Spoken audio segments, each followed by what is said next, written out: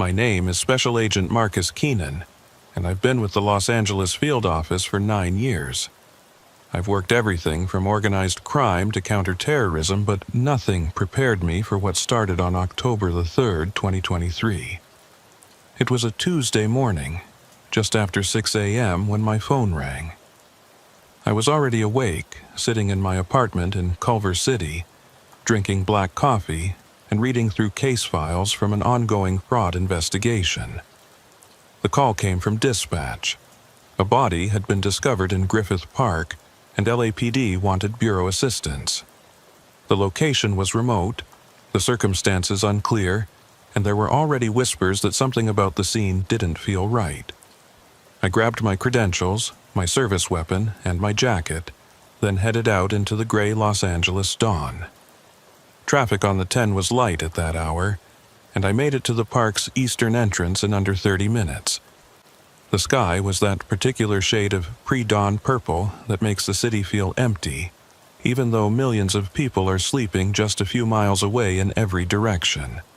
Griffith Park is one of the largest urban wilderness areas in North America.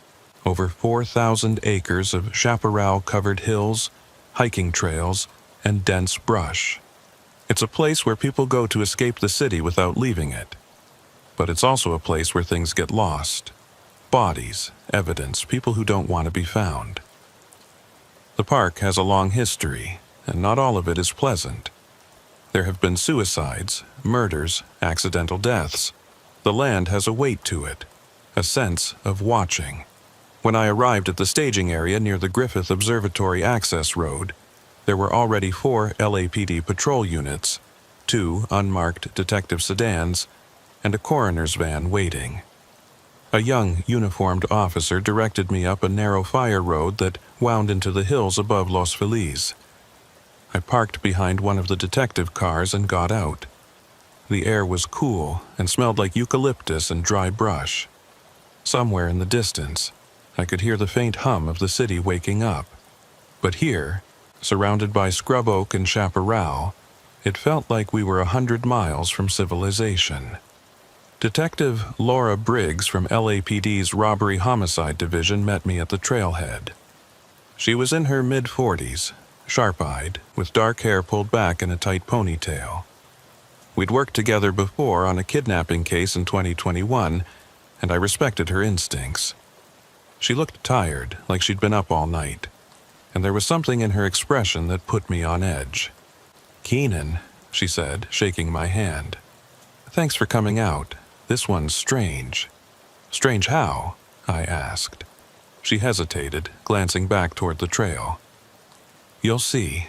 It's about a quarter mile up. Hiker found the body around 5 this morning. He was trail running, saw something off the path, went to investigate. Called 911 immediately. He's pretty shaken up."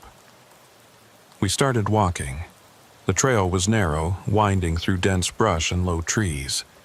The ground was dry and rocky, and our boots crunched on the gravel. As we climbed higher, the city spread out below us, a vast grid of lights and streets stretching to the horizon. The sun was just starting to rise, painting the eastern sky in shades of pink and orange.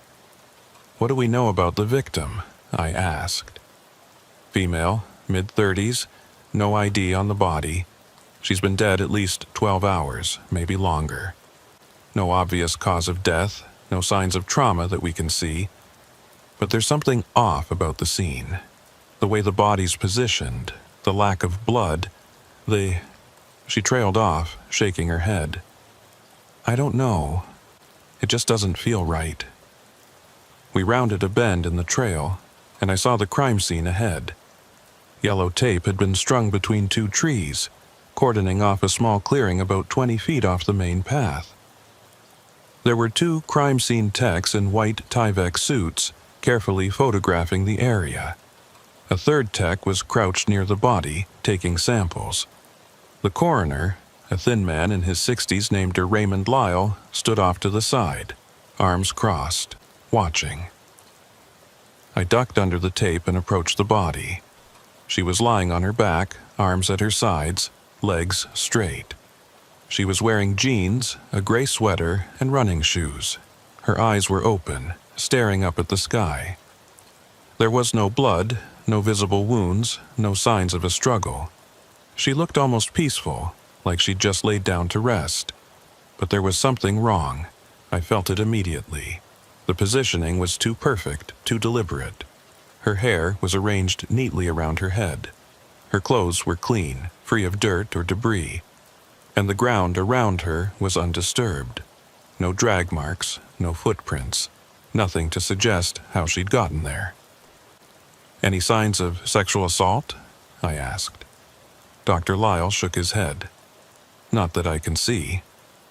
We'll know more after the autopsy, but preliminary examination doesn't show anything obvious.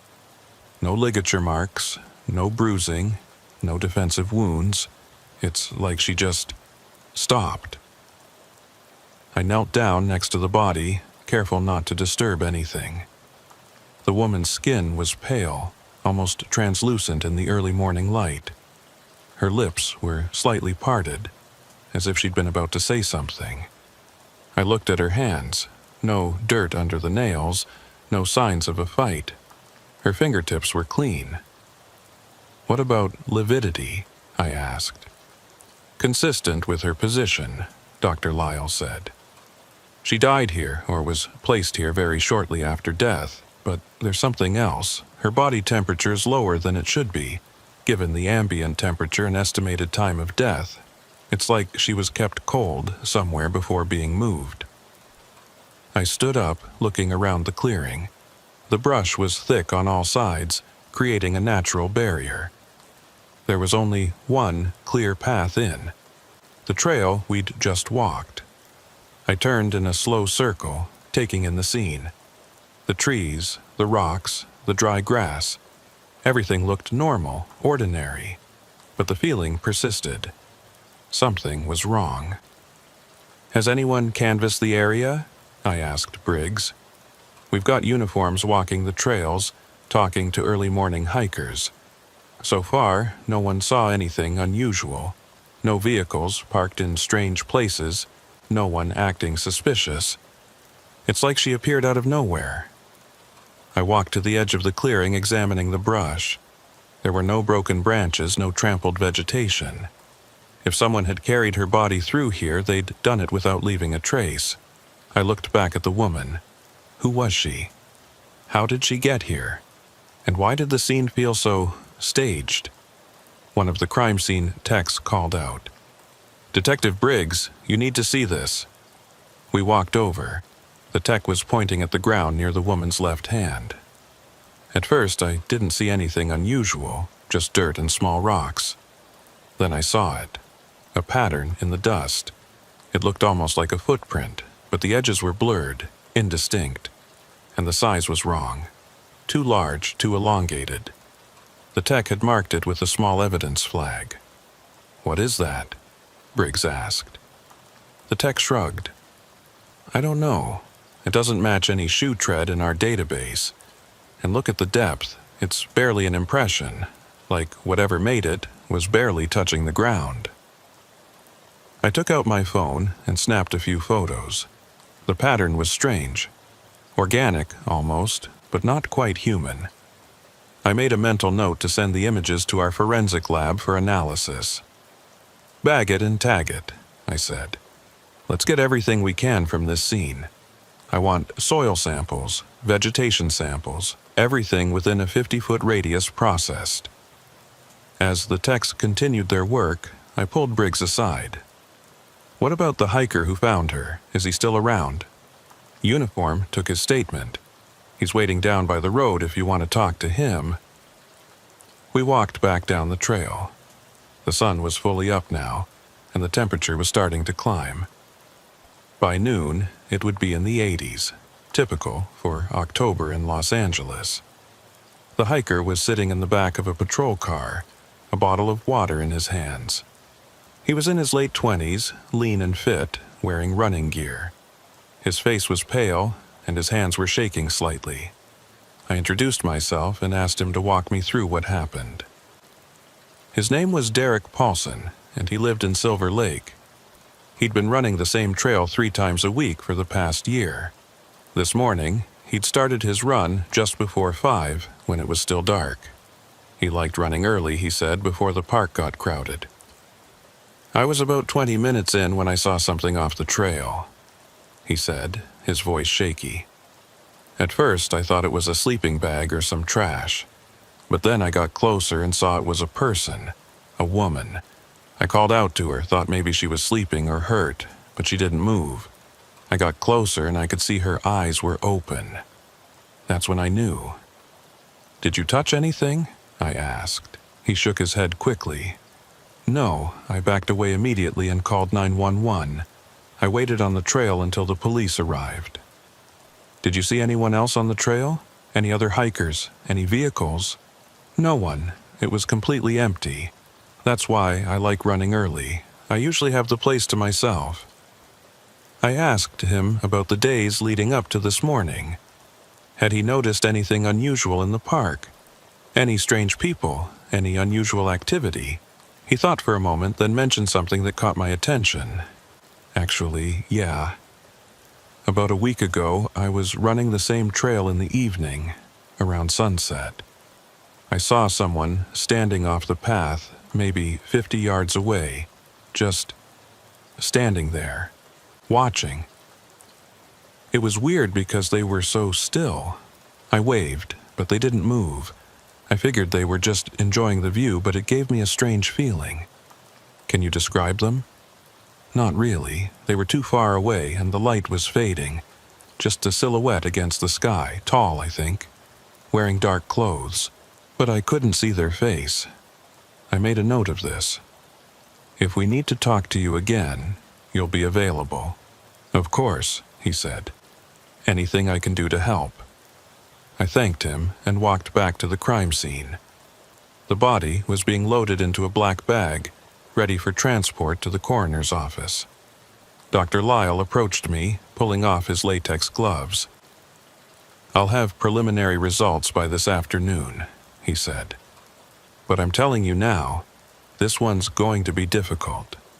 Without obvious trauma, we're looking at toxicology, internal examination, maybe environmental factors. It could take weeks to determine cause of death. Do your best, I said, and fast-track the toxicology if you can. As the coroner's van pulled away, I stood at the edge of the clearing looking out over the city. Somewhere down there, someone knew who this woman was. Someone was waiting for her to come home. And somewhere, there was an answer to what happened here. But as I stood there in the morning sun, surrounded by the vast emptiness of Griffith Park, I had the distinct feeling that finding that answer was going to be more complicated than any case I'd worked before. That feeling, it turned out, was right. By noon, we had set up a command post at the Los Angeles field office on Wilshire Boulevard. The victim's body was at the coroner's office undergoing autopsy. Crime scene evidence was being processed at the FBI's forensic lab. And I was sitting in a conference room with Briggs, a forensic analyst named Rick Torres, and my partner, Special Agent Jennifer Vasquez. Vasquez had been with the Bureau for 6 years, most of that time in white-collar crime before transferring to violent crimes.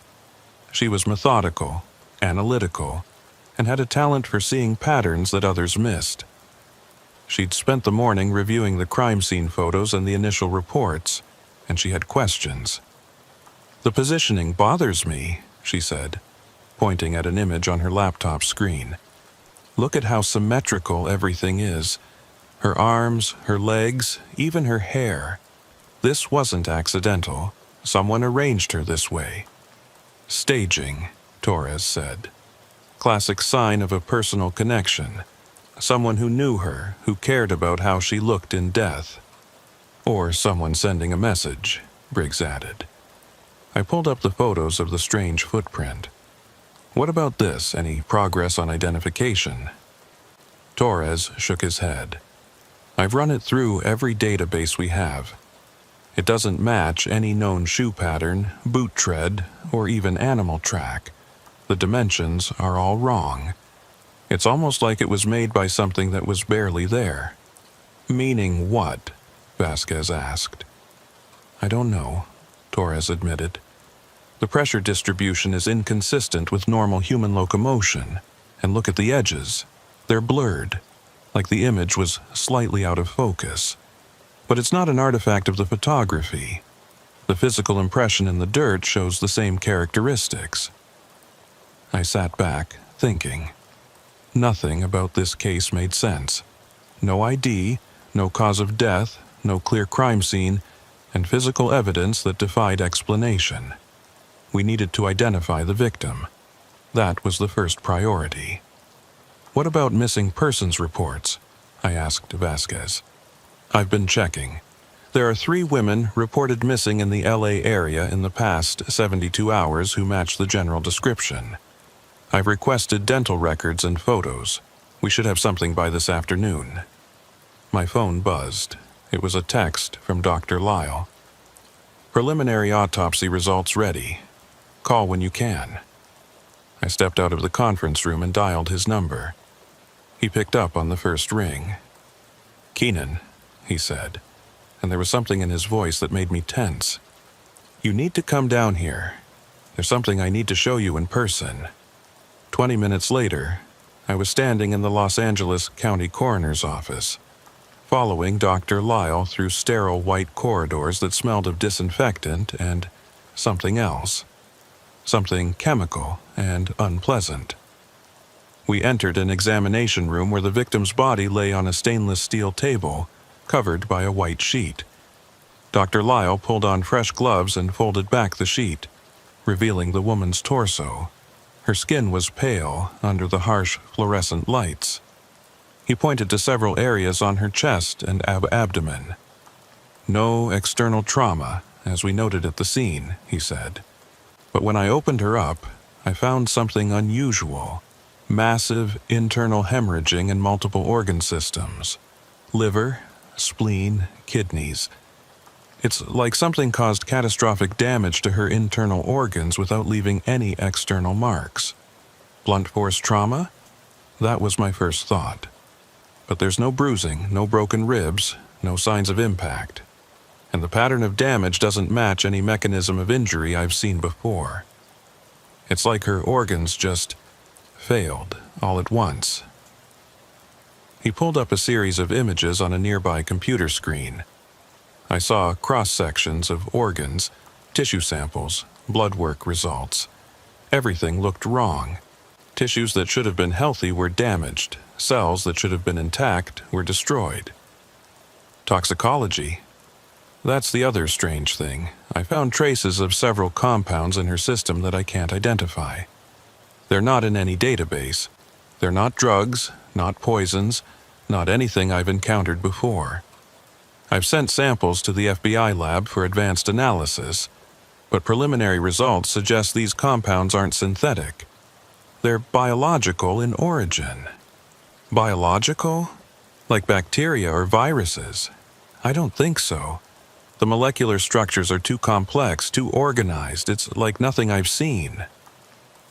I looked down at the woman's face. Her eyes had been closed now, giving her a more peaceful appearance. But there was nothing peaceful about what had happened to her. She had died in agony, her body destroying itself from the inside. What about identification? I asked. No hits on fingerprints. Her dental work is minimal. No fillings, no crowns, nothing distinctive. I've documented all identifying features. A small scar on her left knee, a birthmark on her right shoulder. But without a match in the system, we're going to need DNA or someone to come forward with a missing persons report that fits. I thanked Dr. Lyle and headed back to the office. On the drive, I called Vasquez with an update. She'd made progress on the missing persons reports. One of the women had been located safe in San Diego, and another had turned up at her mother's house in Orange County. That left one possibility. Natalie Greer, a 34-year-old freelance graphic designer who lived in Echo Park and had been reported missing by her roommate 2 days ago. By the time I got back to the office, Vasquez had tracked down the roommate, a woman named Michelle Torres, who worked as a barista in Silver Lake.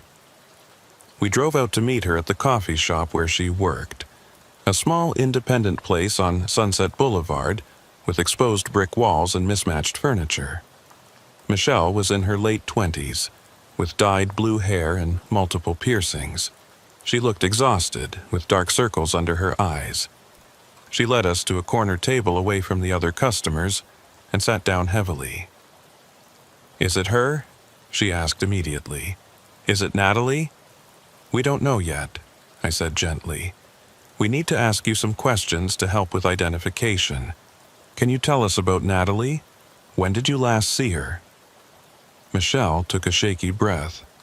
"Sunday night, she went for a walk. She does that sometimes when she's stressed about work. She said she was going to Griffith Park to clear her head. She likes to watch the sunset from one of the trails, but she never came back." "Did she go alone?" "Yeah, always." Natalie liked being by herself. She was kind of introverted, you know. Needed that alone time to recharge.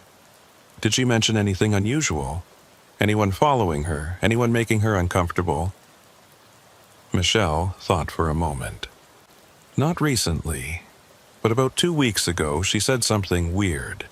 She was coming back from a run in the park and she said she felt like someone was watching her. She couldn't see anyone, but she had this feeling. She kind of laughed it off, said she was being paranoid." The hairs on the back of my neck stood up. "Did she describe this feeling in any more detail?"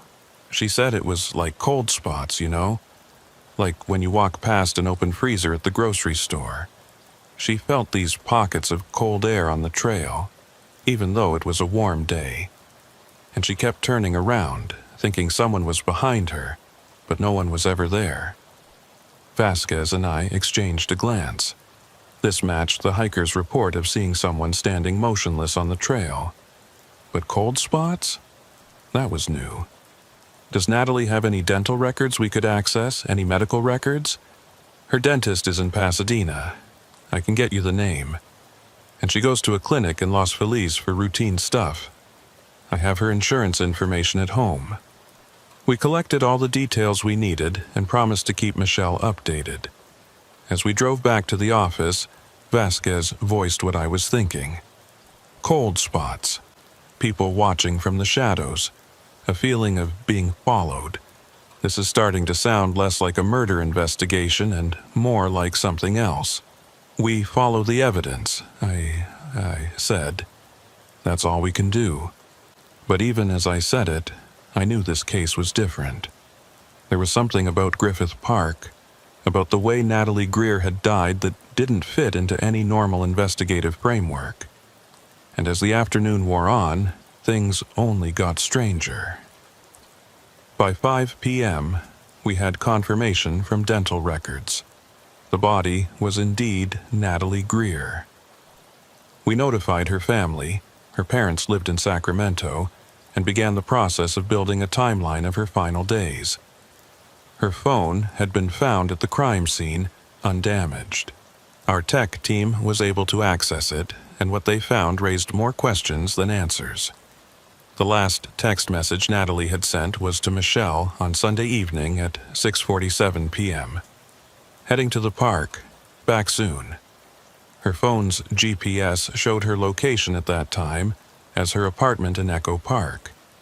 Then, at 7:03 p.m., her phone registered a location on the Hogback Trail in Griffith Park. After that, nothing. No more texts, no calls, no app usage. The phone had stayed in that location until it was recovered by crime scene techs. But here's where it got strange. The phone's internal sensors, accelerometer, gyroscope, ambient light, showed anomalous readings starting at 7:15 p.m. and continuing for approximately 30 minutes. The accelerometer recorded sudden, violent movements that didn't match any normal activity. The ambient light sensor fluctuated wildly, going from complete darkness to bright light and back again. Despite the fact that sunset on Sunday had been at 6:32 p.m., and civil twilight had ended by 7 o'clock p.m. What could cause this? Vasquez asked the tech analyst, a young woman named Sarah Kim. "I don't know," Kim said. scrolling through the data. It's like the phone was being shaken violently while being exposed to strobe lights. But there's no video or photo data from that time period. And look at this. The temperature sensor shows a drop of 15 degrees in less than 2 minutes. That shouldn't be possible. I looked at the graph on her screen. The temperature reading went from 68 degrees Fahrenheit to 53 degrees in a span of 120 seconds, then slowly climbed back up over the next hour. Combined with Natalie's earlier experience of cold spots in the park, this was beginning to form a pattern. "What about the camera?" I asked. "Did she take any photos that evening?" Kim pulled up Natalie's photo gallery. The last photo had been taken at 7:04 p.m., a picture of the trail ahead, bathed in the last light of sunset. The composition was simple: a dirt path winding upward through Chaparral, with the city visible in the background. But there was something in the image that made me lean closer. In the lower right corner, partially obscured by a bush, there appeared to be a shadow. It was human-shaped, tall and thin, but the proportions were wrong. The arms seemed too long, the head too small, and it was completely black, without any internal detail or texture. "Can you enhance this?" I asked. Kim worked her magic with image processing software, zooming in on the shadow, adjusting contrast and brightness. As the image became clearer, I felt a cold knot form in my stomach. The shadow didn't have a source. The sun was setting in the west, which would cast shadows to the east, but this shadow was in the wrong position. It couldn't have been cast by a person standing on the trail. "Run a geometric analysis," I said. "I want to know if that shadow is consistent with any possible light source." Kim worked for several minutes, overlaying angles and light direction models on the image. Finally, she looked up, her face pale. "It's not possible," she said. "There's no light source in the frame that could create that shadow in that location. And look at the edges, they're too sharp. Real shadows have gradations, softening at the edges due to light diffusion. This is like it was cut out with scissors." Vasquez was looking at me, and I could see the question in her eyes. What are we dealing with? That night, I stayed late at the office, reviewing all the evidence we'd collected. The anomalous phone data, the impossible shadow in the photo, the strange footprint at the crime scene, the unexplained cause of death. Every piece of evidence pointed toward something that didn't make rational sense. I pulled up the file on Griffith Park's history. It had been donated to the city in 1896 by Colonel Griffith J. Griffith, a mining magnate with a dark history. In 1903, Griffith had shot his wife in a drunken rage at a Santa Monica hotel. She survived, but was partially blinded. Griffith served time for attempted murder. Later, he tried to donate money to build an observatory in the park, but the city refused his tainted funds. It wasn't until after his death that the Griffith Observatory was finally built. Over the years, the park had been the site of numerous deaths and disappearances. In 1933, a massive brush fire killed 29 people. In the 1970s and 80s, several murders had occurred in remote areas of the park. And there were persistent rumors of strange occurrences. Hikers reporting feelings of being watched, unexplained sounds, cold spots, and sightings of shadowy figures that disappeared when approached. I didn't believe in ghosts or supernatural phenomena. I was a federal agent trained in evidence-based investigation. But as I sat there in my office, looking at the shadow in Natalie Greer's photo, I couldn't shake the feeling that this case was going to challenge everything I thought I knew about reality. My phone rang, startling me out of my thoughts. It was Torres, the forensic analyst. "Keenan, we've got a problem with the crime scene photos," he said. "I need you to come to the lab, now." I grabbed my jacket and drove to the FBI's forensic facility in Westwood. Torres met me at the entrance, looking agitated. He led me to a computer workstation where crime scene photos were displayed on multiple monitors. "I've been doing standard processing on these images," he said. "Enhancing details, documenting evidence, but look at this." He pulled up a series of photos taken at different times during the crime scene investigation. The first batch had been shot by LAPD techs around 5:30 a.m. just after the body was discovered. The second batch was taken by FBI techs around 8 o'clock a.m. after I'd arrived. The third batch was shot around 9:30 a.m. just before the body was removed. "Watch this," Torres said. He played them in sequence, creating a stop-motion effect. In the background of the photos, behind the crime scene tape and beyond the clearing where Natalie's body lay, there was something moving in the brush. It wasn't immediately obvious, just a slight shift in shadows, a suggestion of movement. But when Torres isolated those sections and enhanced them, I saw it clearly. There was a shape moving through the brush. It was tall and thin, moving in a way that didn't seem quite right. The movement was too smooth, too fluid, and in one frame, for just a fraction of a second, it seemed to turn towards the camera. "What the hell is that?" I said. "I don't know, but it appears in 17 different photographs taken over a 4-hour period. It's always in the background, always at the edge of the frame. And here's the thing. None of the people at the scene saw anything. I've checked with all the techs, all the officers. No one reported seeing anyone else in that area." He pulled up another image, this one from a different angle. The shape was closer now, maybe 30 feet from the crime scene. It was in shadow, making it difficult to see details, but the outline was distinctly humanoid, except for the proportions. The limbs were too long, the torso too narrow. "Could it be a trick of light?" I asked, even though I knew the answer. "I've run every analysis I can think of. It's not a shadow artifact, it's not lens flare, it's not digital noise. There was something there, moving through the brush while we were processing the scene." I felt a chill run down my spine.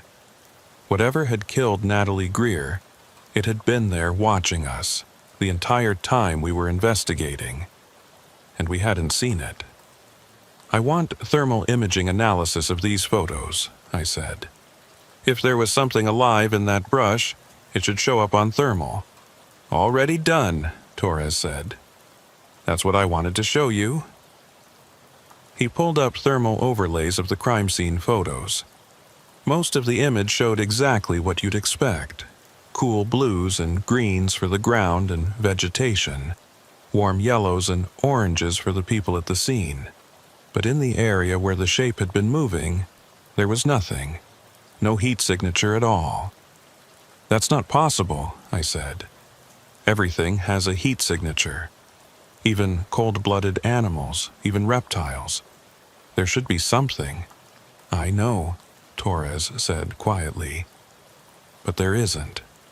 It's like whatever was there wasn't warm enough to register. Or it wasn't there at all." I drove home that night in a daze.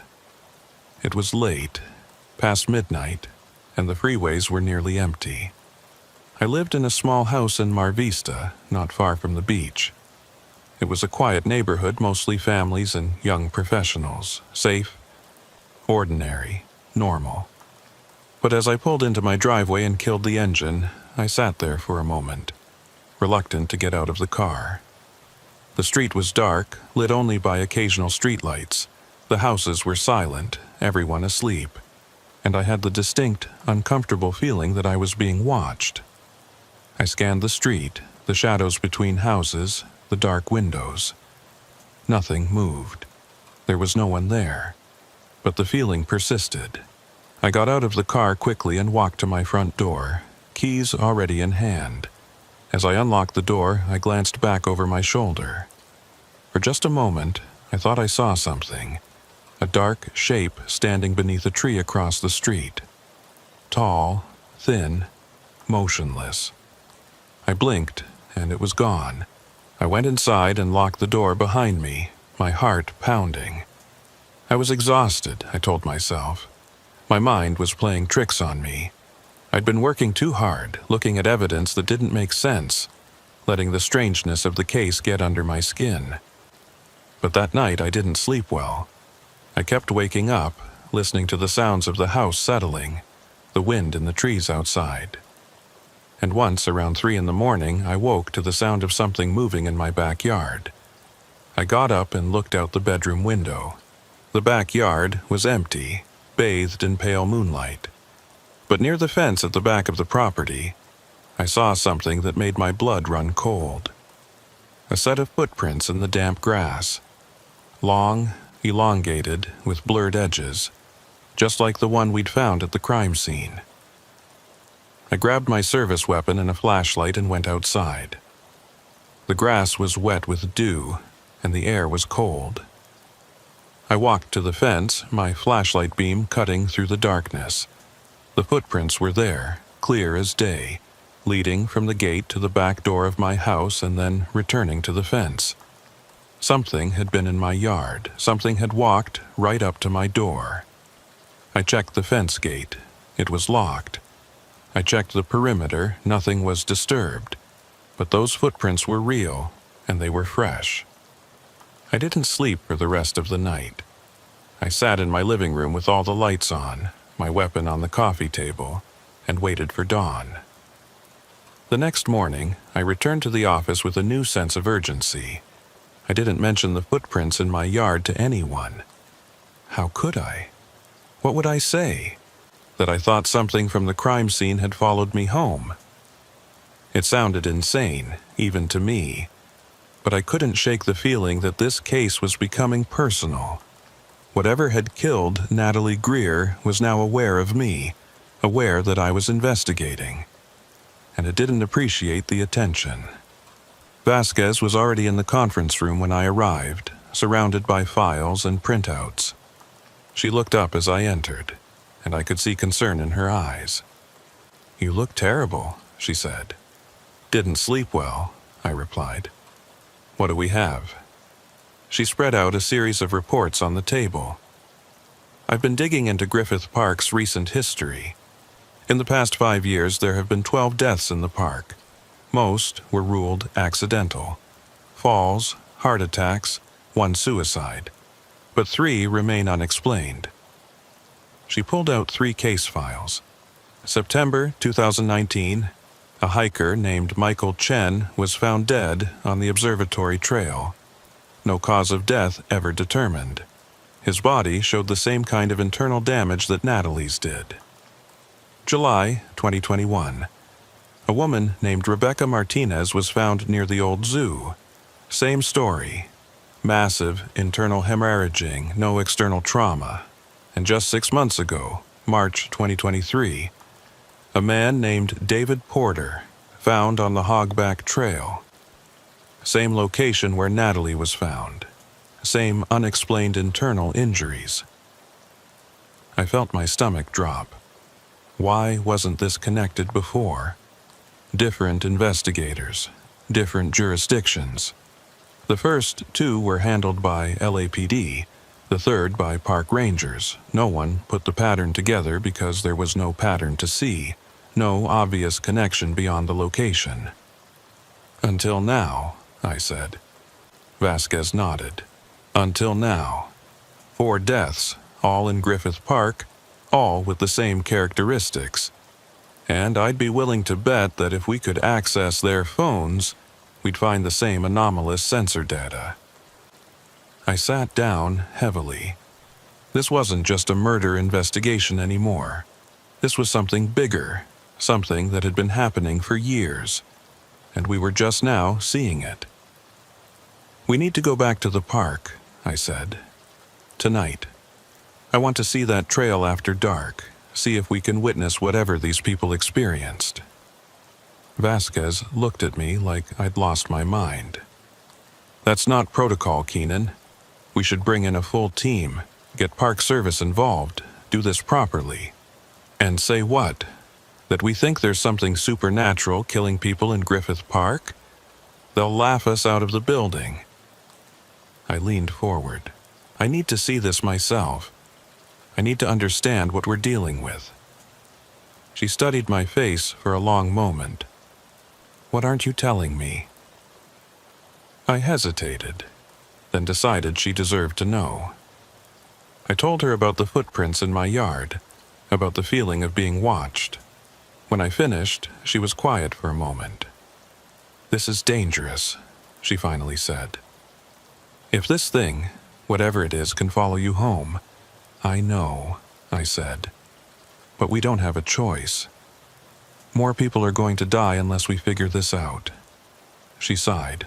"Fine, but we do this smart. Body cameras, thermal imaging equipment, full tactical gear, and we let someone know where we're going." We spent the rest of the day preparing. I requisitioned equipment from the FBI's tactical unit: night vision goggles, thermal cameras, high-powered flashlights, and body cameras that would record everything.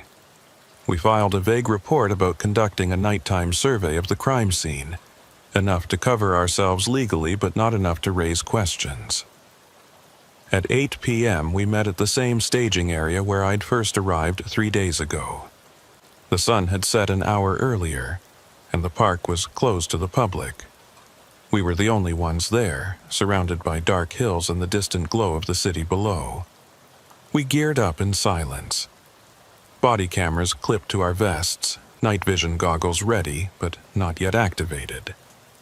We were both carrying our service weapons, though I had no illusion that they would be useful against whatever was out there. "Ready?" Vasquez asked. "As I'll ever be," I replied. We started up the trail. Our flashlights cut through the darkness, illuminating the path ahead.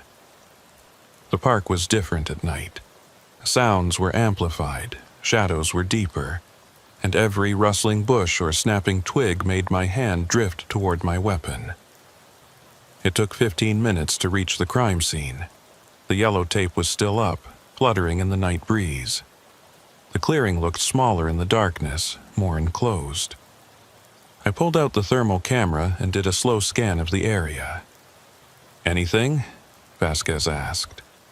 "Nothing unusual, just ambient temperature readings, some small animals in the brush." I lowered the camera. "Let's walk the trail. See if we can replicate Natalie's experience." We continued up the path, moving slowly, scanning the area around us. The trail climbed higher into the hills, away from the lights of the city. The only sounds were our footsteps and the distant hum of traffic on the 101 freeway. Then, about 20 minutes into our walk, I felt it. A drop in temperature. Sudden and dramatic, like stepping into a walk-in freezer. My breath came out in visible puffs, and I saw Vasquez shiver beside me. "You feel that?" I whispered. She nodded, her hand moving to her weapon. "Where's it coming from?" I pulled out the thermal camera again. The temperature reading showed a drop of almost 20 degrees in a 10-foot radius around us. But there was no source. No cold air blowing from anywhere. No weather phenomenon that could explain it. And then I saw it. On the thermal display, about 30 feet ahead on the trail, there was a void. A space where there should have been thermal data, but there was nothing. It was like looking at a hole in reality, a space where heat simply ceased to exist. "Vasquez," I said quietly, "look at this." She leaned over, and I saw her face go pale as she looked at the thermal display. "What is that?" "I don't know, but I think we're about to find out." I switched on my night vision goggles. The world turned green and grainy, but objects became clearer, and there, standing motionless on the trail ahead, was something that made every rational thought in my mind scream in protest. It was tall, easily 7 feet, and impossibly thin. Its limbs were elongated, hanging at its sides with a stillness that no living thing should possess. It had a vaguely human shape, but the proportions were all wrong, and where its face should have been, there was nothing but darkness. "Do you see it?" I whispered to Vasquez. Her voice was barely audible. "Jesus Christ, what is that?" The shape didn't move. It just stood there, as if waiting, or watching. I felt my training kick in, my mind trying to categorize what I was seeing, trying to fit it into some framework I could understand. But there was no framework. This was something beyond my experience, beyond anything I'd been trained to handle. I reached for my body camera, making sure it was recording. Whatever happened next, there needed to be evidence. FBI, I called out, my voice sounding too loud in the silent park. Identify yourself. No response. The shape remained motionless. I took a step forward, and that's when it moved. It didn't walk, it didn't run. It simply shifted position, and suddenly it was 10 feet closer. No transition, no movement between points. Just there, then here. Vasquez made a small sound of fear. We need to leave. Now. But I couldn't move. I was transfixed, staring at this impossible thing, trying to understand what I was seeing. My hand moved to my weapon, but some deep instinct told me that a gun would be useless here. The shape moved again, closer still. And now I could see details that made my mind recoil. Its surface seemed to absorb light rather than reflect it. Where it stood, the world seemed less real, like it was erasing reality just by existing. And the cold. It was radiating from this thing, waves of freezing air that made my teeth chatter. Keenan! Vasquez grabbed my arm. We're leaving! She pulled me backward, and the spell broke. We turned and ran down the trail, our flashlights bouncing wildly. I didn't look back. I didn't want to see if it was following us. We made it back to the parking area in record time, both of us breathing hard, adrenaline pumping through our systems. Only when we were back at our vehicle, doors locked, engine running, did we allow ourselves to process what we'd seen. What the hell was that? Vasquez said, her voice shaking. I was pulling off my gear, my hands trembling. I don't know, but it's what killed Natalie and the others.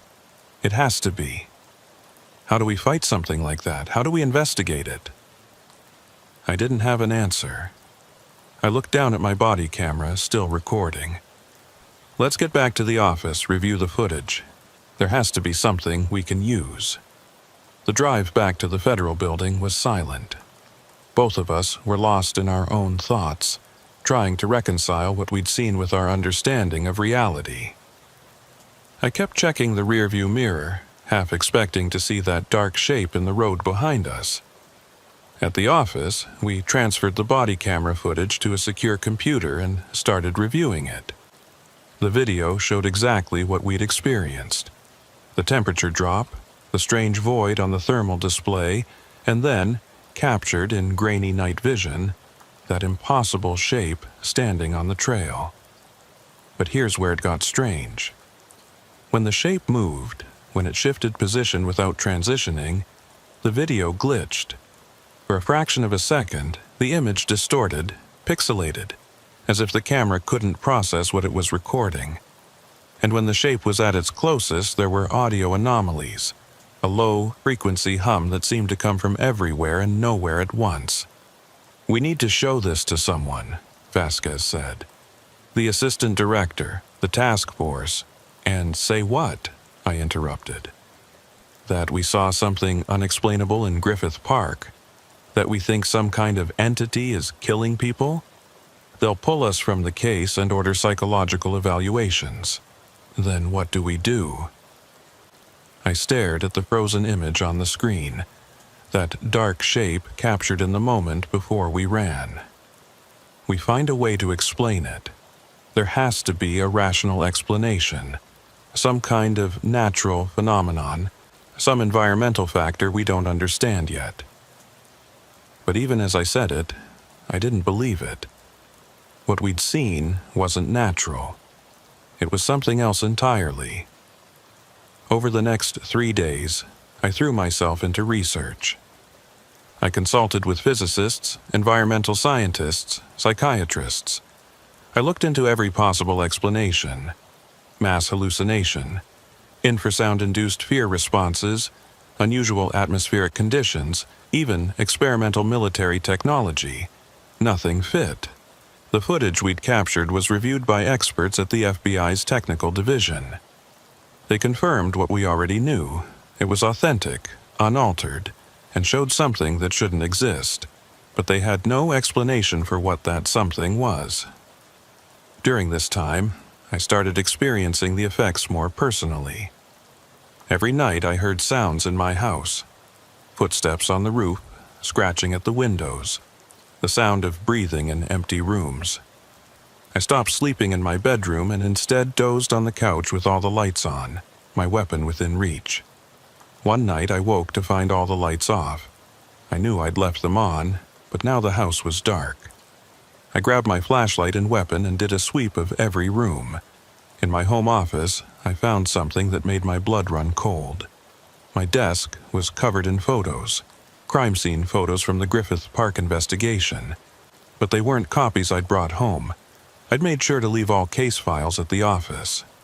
These were prints, laid out in a specific pattern, and in each photo, someone had circled the same thing in red marker: the background, the shadows, the places where that shape had appeared.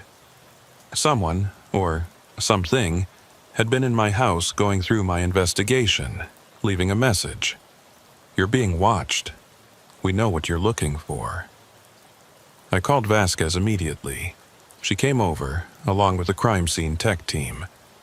They processed my house, looking for signs of forced entry, fingerprints, DNA. They found nothing. No physical evidence that anyone had been there. Except for the photos. Those were real. "You need to move," Vasquez said.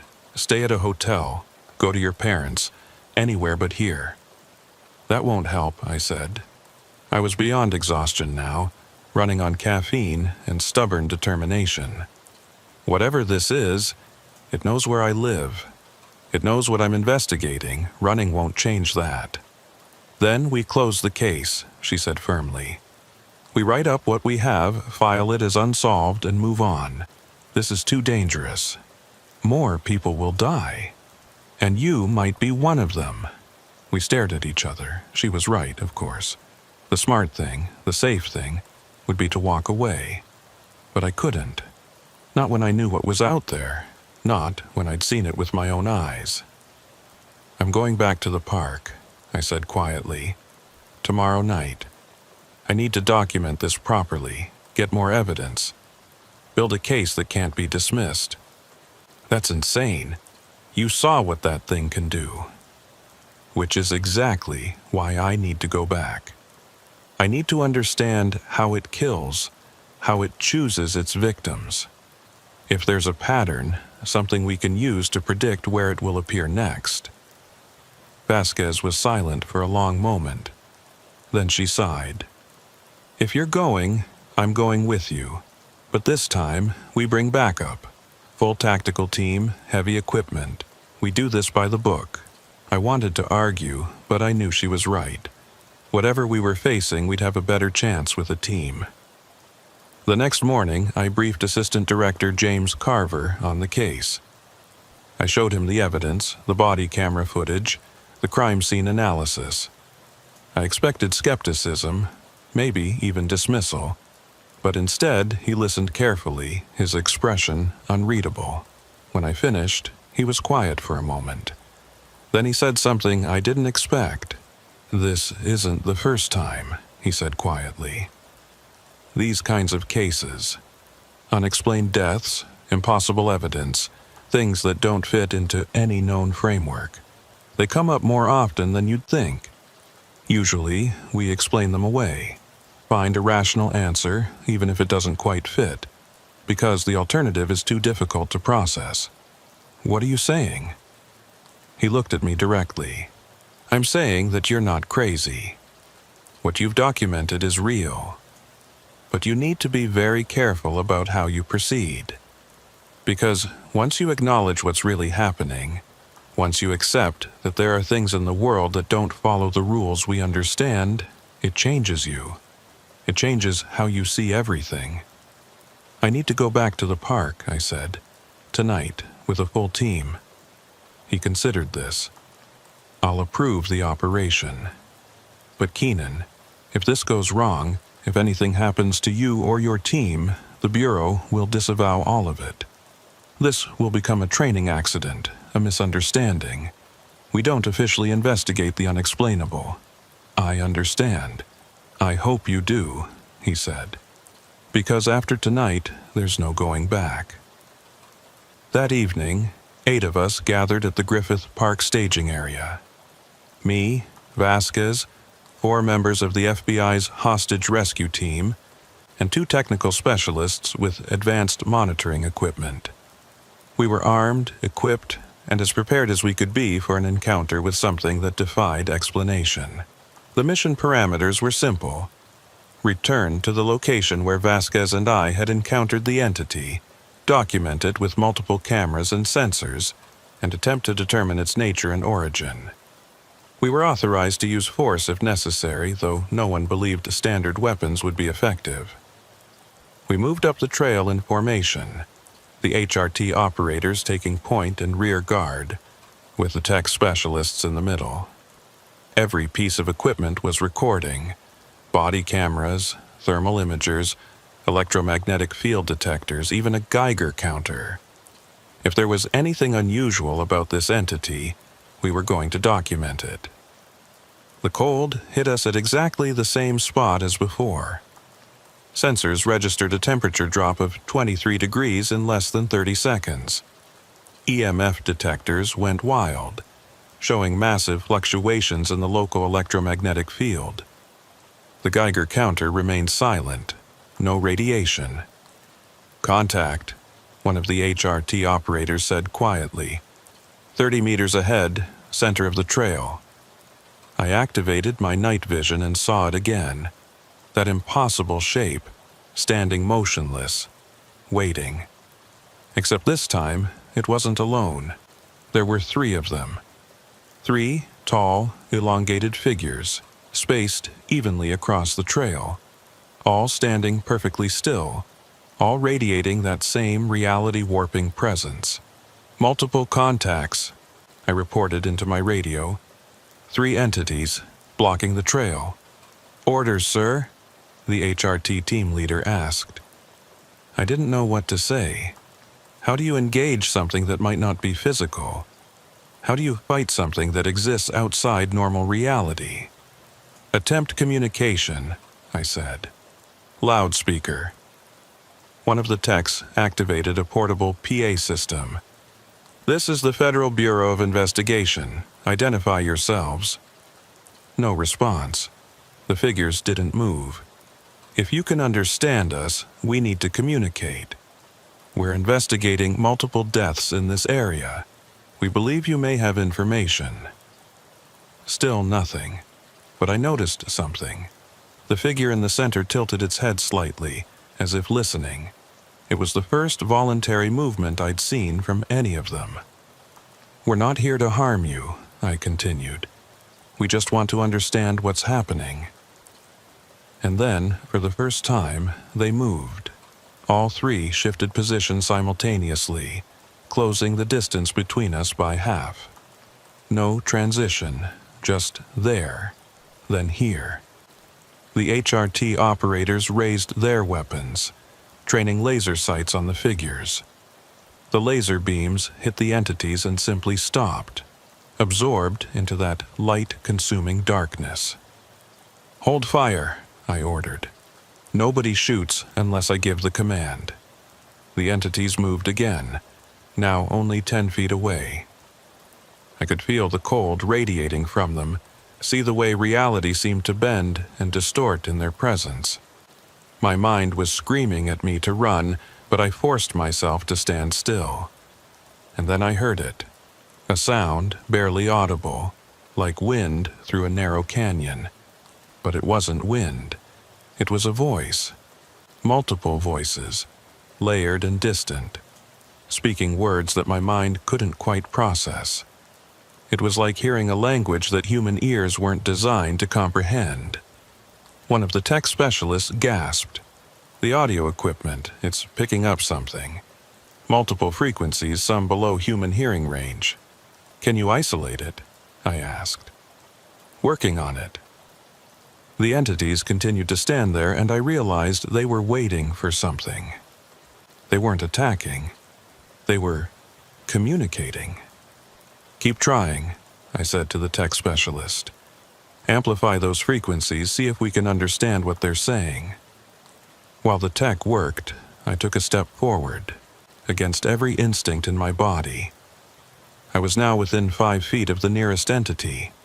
Up close, it was even more disturbing. Its surface seemed to move, to shift, like smoke or shadow given form. Where it stood, I could see through it to the trail behind, but the image was distorted, warped. "Keenan, what are you doing?" Vasquez hissed. "What I came here to do," I said. I looked up at the entity, at the place where its face should have been. "I know you can understand me. You've been watching me. You were in my house. You know. I'm trying to figure out what you are." The entity tilted its head again, that same listening gesture. And then it did something that made my blood turn to ice.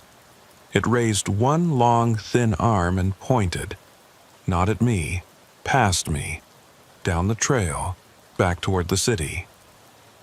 "What does that mean?" one of the HRT operators asked. I looked where it was pointing, but there was nothing there. Just the dark trail, the city lights in the distance. "I don't understand," I said to the entity. "What are you trying to tell me?" The tech specialist's voice crackled over the radio. "Sir, I've isolated the audio. You need to hear this."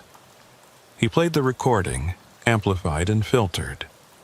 And through the speakers, distorted but unmistakable, I heard words. "Leave. Forget. Stop looking." The message was clear. We were being warned off. Whatever these entities were, they didn't want to be investigated. They wanted to be left alone. "I can't do that," I said, still looking at the entity. "People are dying. I need to know why. I need to know how to stop it." The entity's arm lowered, and then all 3 of them moved again, this time appearing directly in front of us, close enough that I could have reached out and touched them if I dared. The cold was overwhelming now. I could see ice forming on our equipment, frost spreading across the lenses of our cameras. The EMF detectors were maxed out, showing readings that shouldn't be possible. "Keenan, we need to abort," Vasquez said urgently. "This is too dangerous." But I couldn't move. I was frozen, staring at these impossible beings, trying to understand. And then the entity directly in front of me did something that answered every question I had. It reached out and touched the nearest HRT operator. The man screamed. It was a sound of pure agony, a sound I'll never forget. He dropped his weapon and collapsed, convulsing on the ground. Medical alarms went off on his vest monitor, showing his heart rate spiking, his blood pressure plummeting. "Get him back!" I shouted. 2 operators grabbed their teammate and started dragging him down the trail. "Everyone, fall back! Fall back now!" We retreated in controlled chaos, pulling the wounded operator with us. The entities didn't follow. They just stood there watching us go, their message delivered. We made it back to the vehicles and loaded the injured operator into an ambulance that was standing by. I rode with him to the hospital, watching as EMTs worked frantically to stabilize him. His vitals were all over the place. His body temperature had dropped to dangerous levels, and he was bleeding from his nose and ears. "What happened to him?"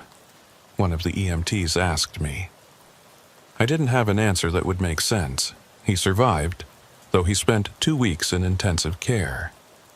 The doctors couldn't explain his injuries.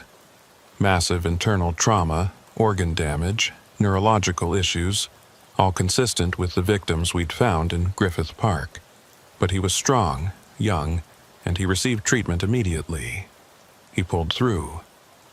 But he was different afterward, quieter, haunted. He refused to talk about what he'd experienced when that entity touched him. The only thing he ever said to me was, "Wadi, they showed me something. Something I wasn't supposed to see, and now I can't unsee it."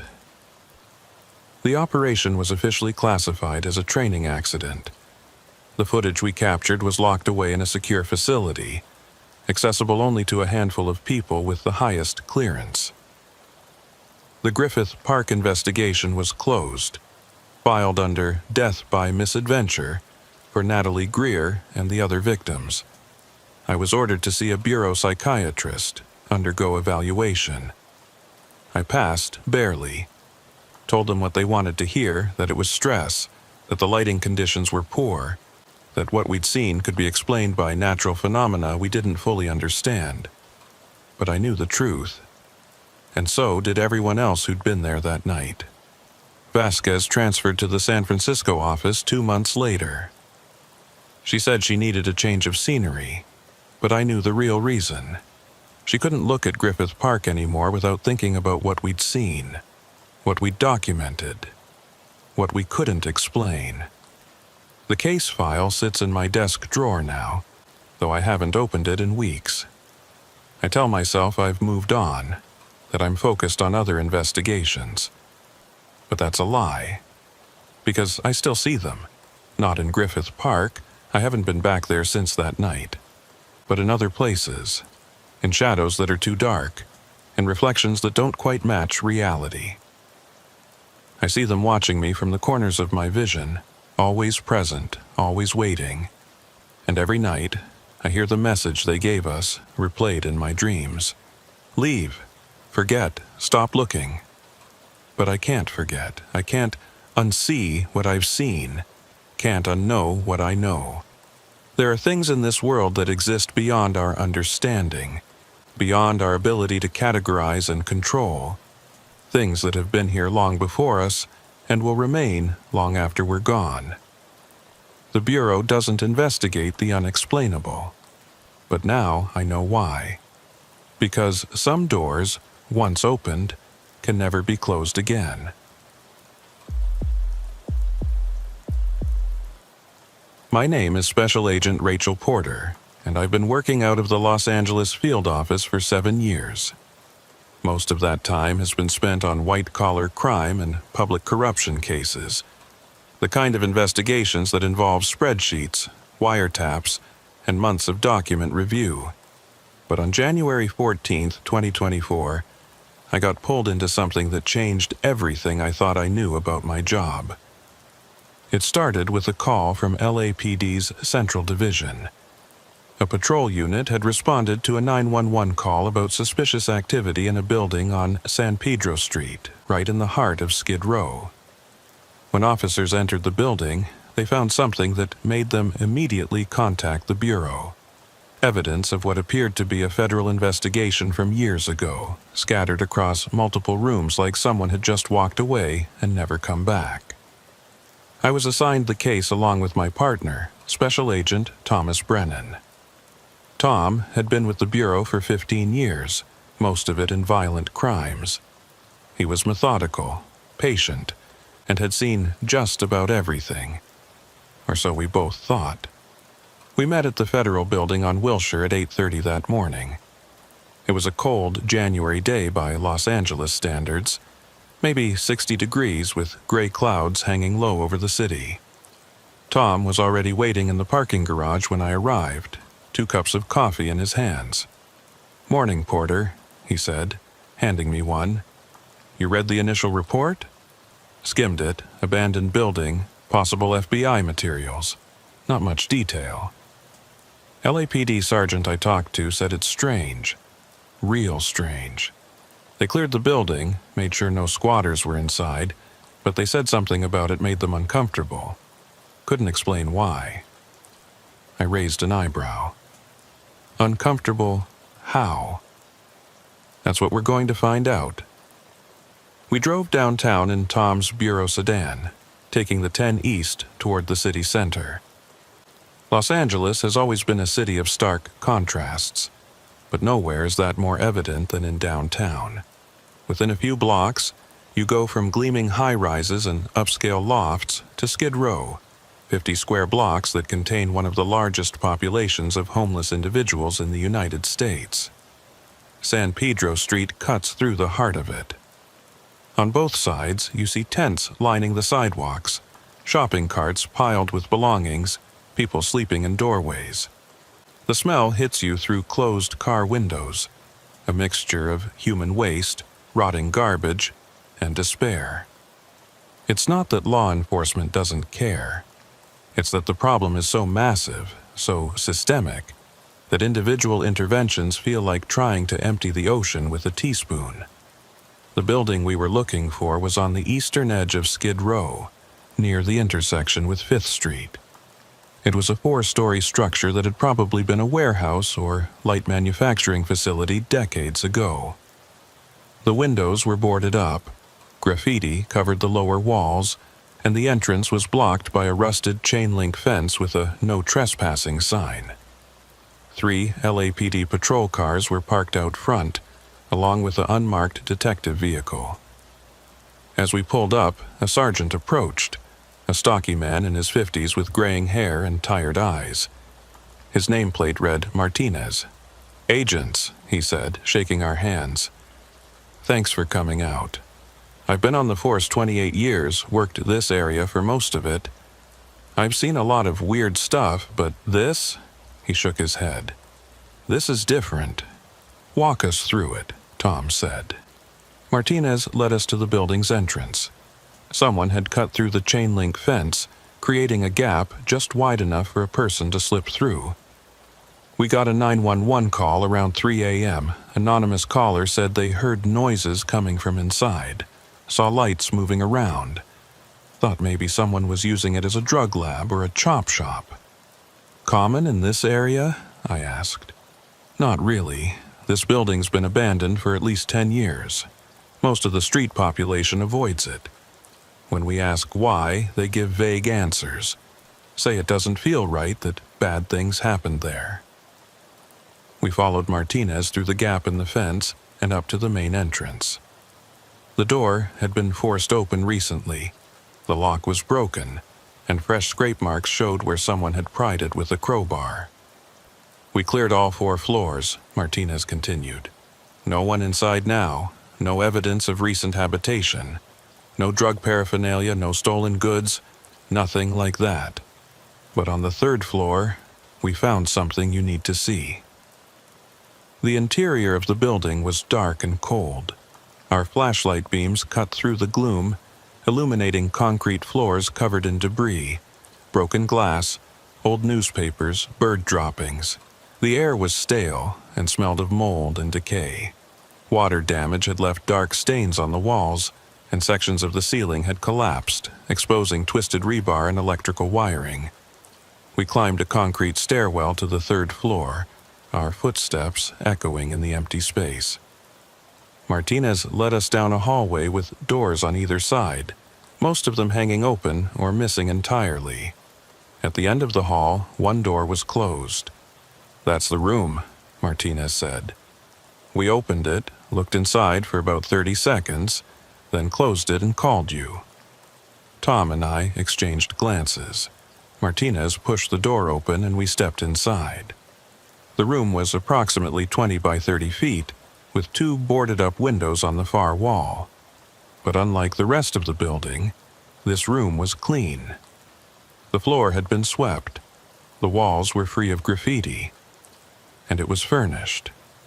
A metal desk sat against one wall, its surface covered with papers and file folders. 2 filing cabinets stood in the corner. A corkboard hung on the wall, covered with photographs, maps, and handwritten notes connected by red string. It looked exactly like an FBI field office, frozen in time. I walked to the desk and examined the papers. Case files, surveillance logs, interview transcripts, all bearing the FBI seal and case numbers from the early 2000s. The primary case number was LA 2003-2156. "What the hell?" Tom muttered, moving to the corkboard. These are bureau photos. Look at the stamp on the back. I picked up one of the file folders and opened it. Inside were surveillance photos of several individuals, all dated September through December 2003. The photos showed various locations around downtown Los Angeles: street corners, building entrances, parking lots. Each photo had handwritten notes in the margins, but the ink had faded, making some of them difficult to read. "Martinez, has anyone touched this stuff?" I asked. "No, ma'am. We saw it was federal material and backed out immediately. We've had one officer standing guard outside the door since we found it." I walked to the filing cabinets and pulled open the top drawer. It was full of evidence bags, all properly labeled and sealed.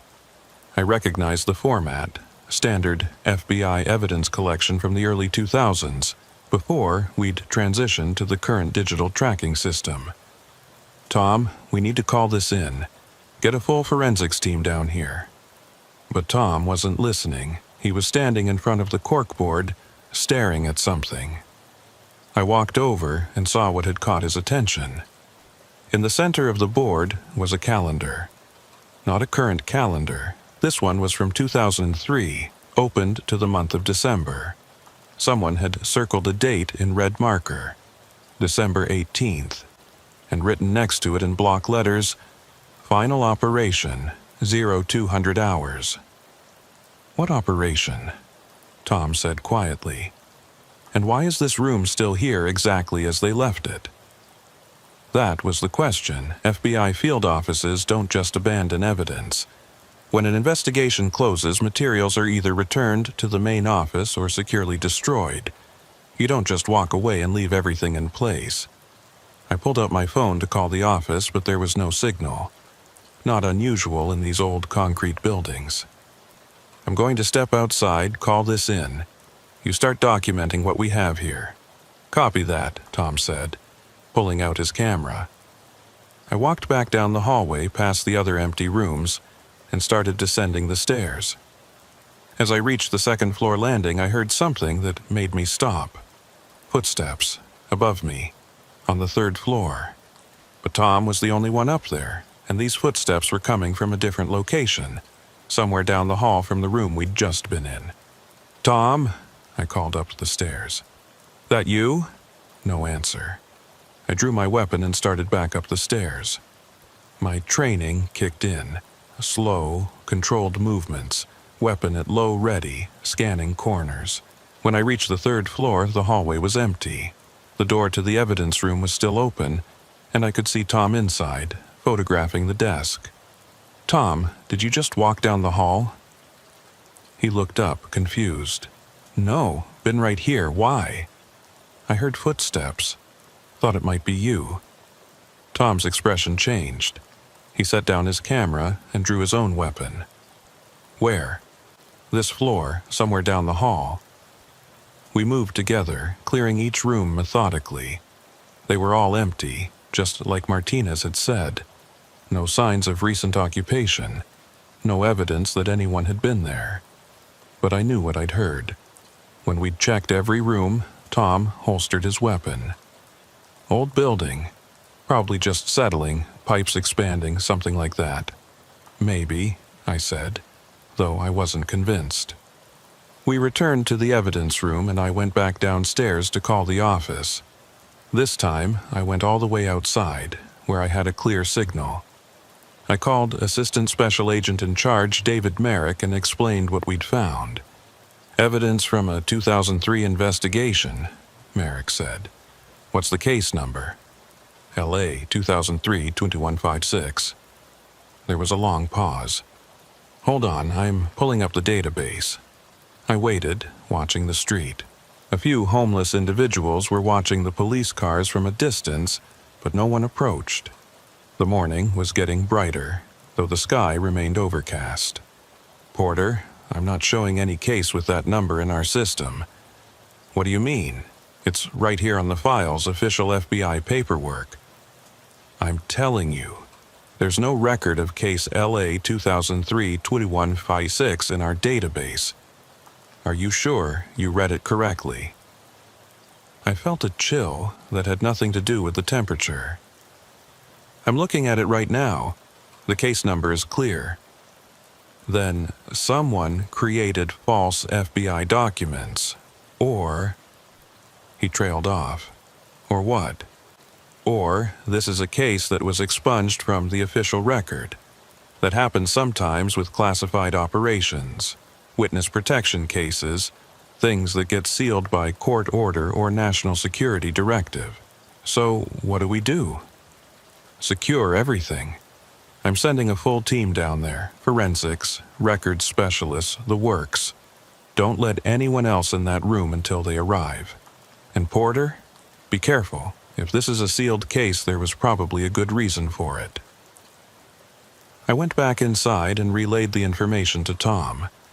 He was still photographing evidence, but he'd found something else that caught his attention. "Look at this," he said, pointing to a handwritten log on the desk. "It's a surveillance schedule, multiple agents, rotating shifts, watching several locations around Skid Row. The operation ran for 4 months, September through December 2003. I leaned over his shoulder to read. The log listed names and times, but the names had been redacted. Thick black marker obscuring every agent identifier. Only the dates and locations remained visible. They were watching something specific, Tom said. "See this address? 451 San Pedro Street. That's this building. They were conducting surveillance of this building from inside this building. Doesn't make sense unless..." Tom pulled out his phone and started typing. "I'm checking property records. Let me see who owned this building in 2003. While he worked, I examined the photographs on the corkboard more closely. Most showed street-level activity, people entering and exiting buildings, cars parked on corners, groups gathered on sidewalks. But a few photos were different. They showed the interior of this building, or one very similar to it. Dark hallways, empty rooms, concrete stairs. And in one photo, taken in what appeared to be this very room, there was something odd. The image showed the desk and filing cabinets just as they were now. But in the background, partially visible in the doorway, was a shadow. Human-shaped, but the proportions seemed wrong. The angle suggested it was very tall, or the photographer had been very low to the ground. "Tom, look at this photo." He glanced over.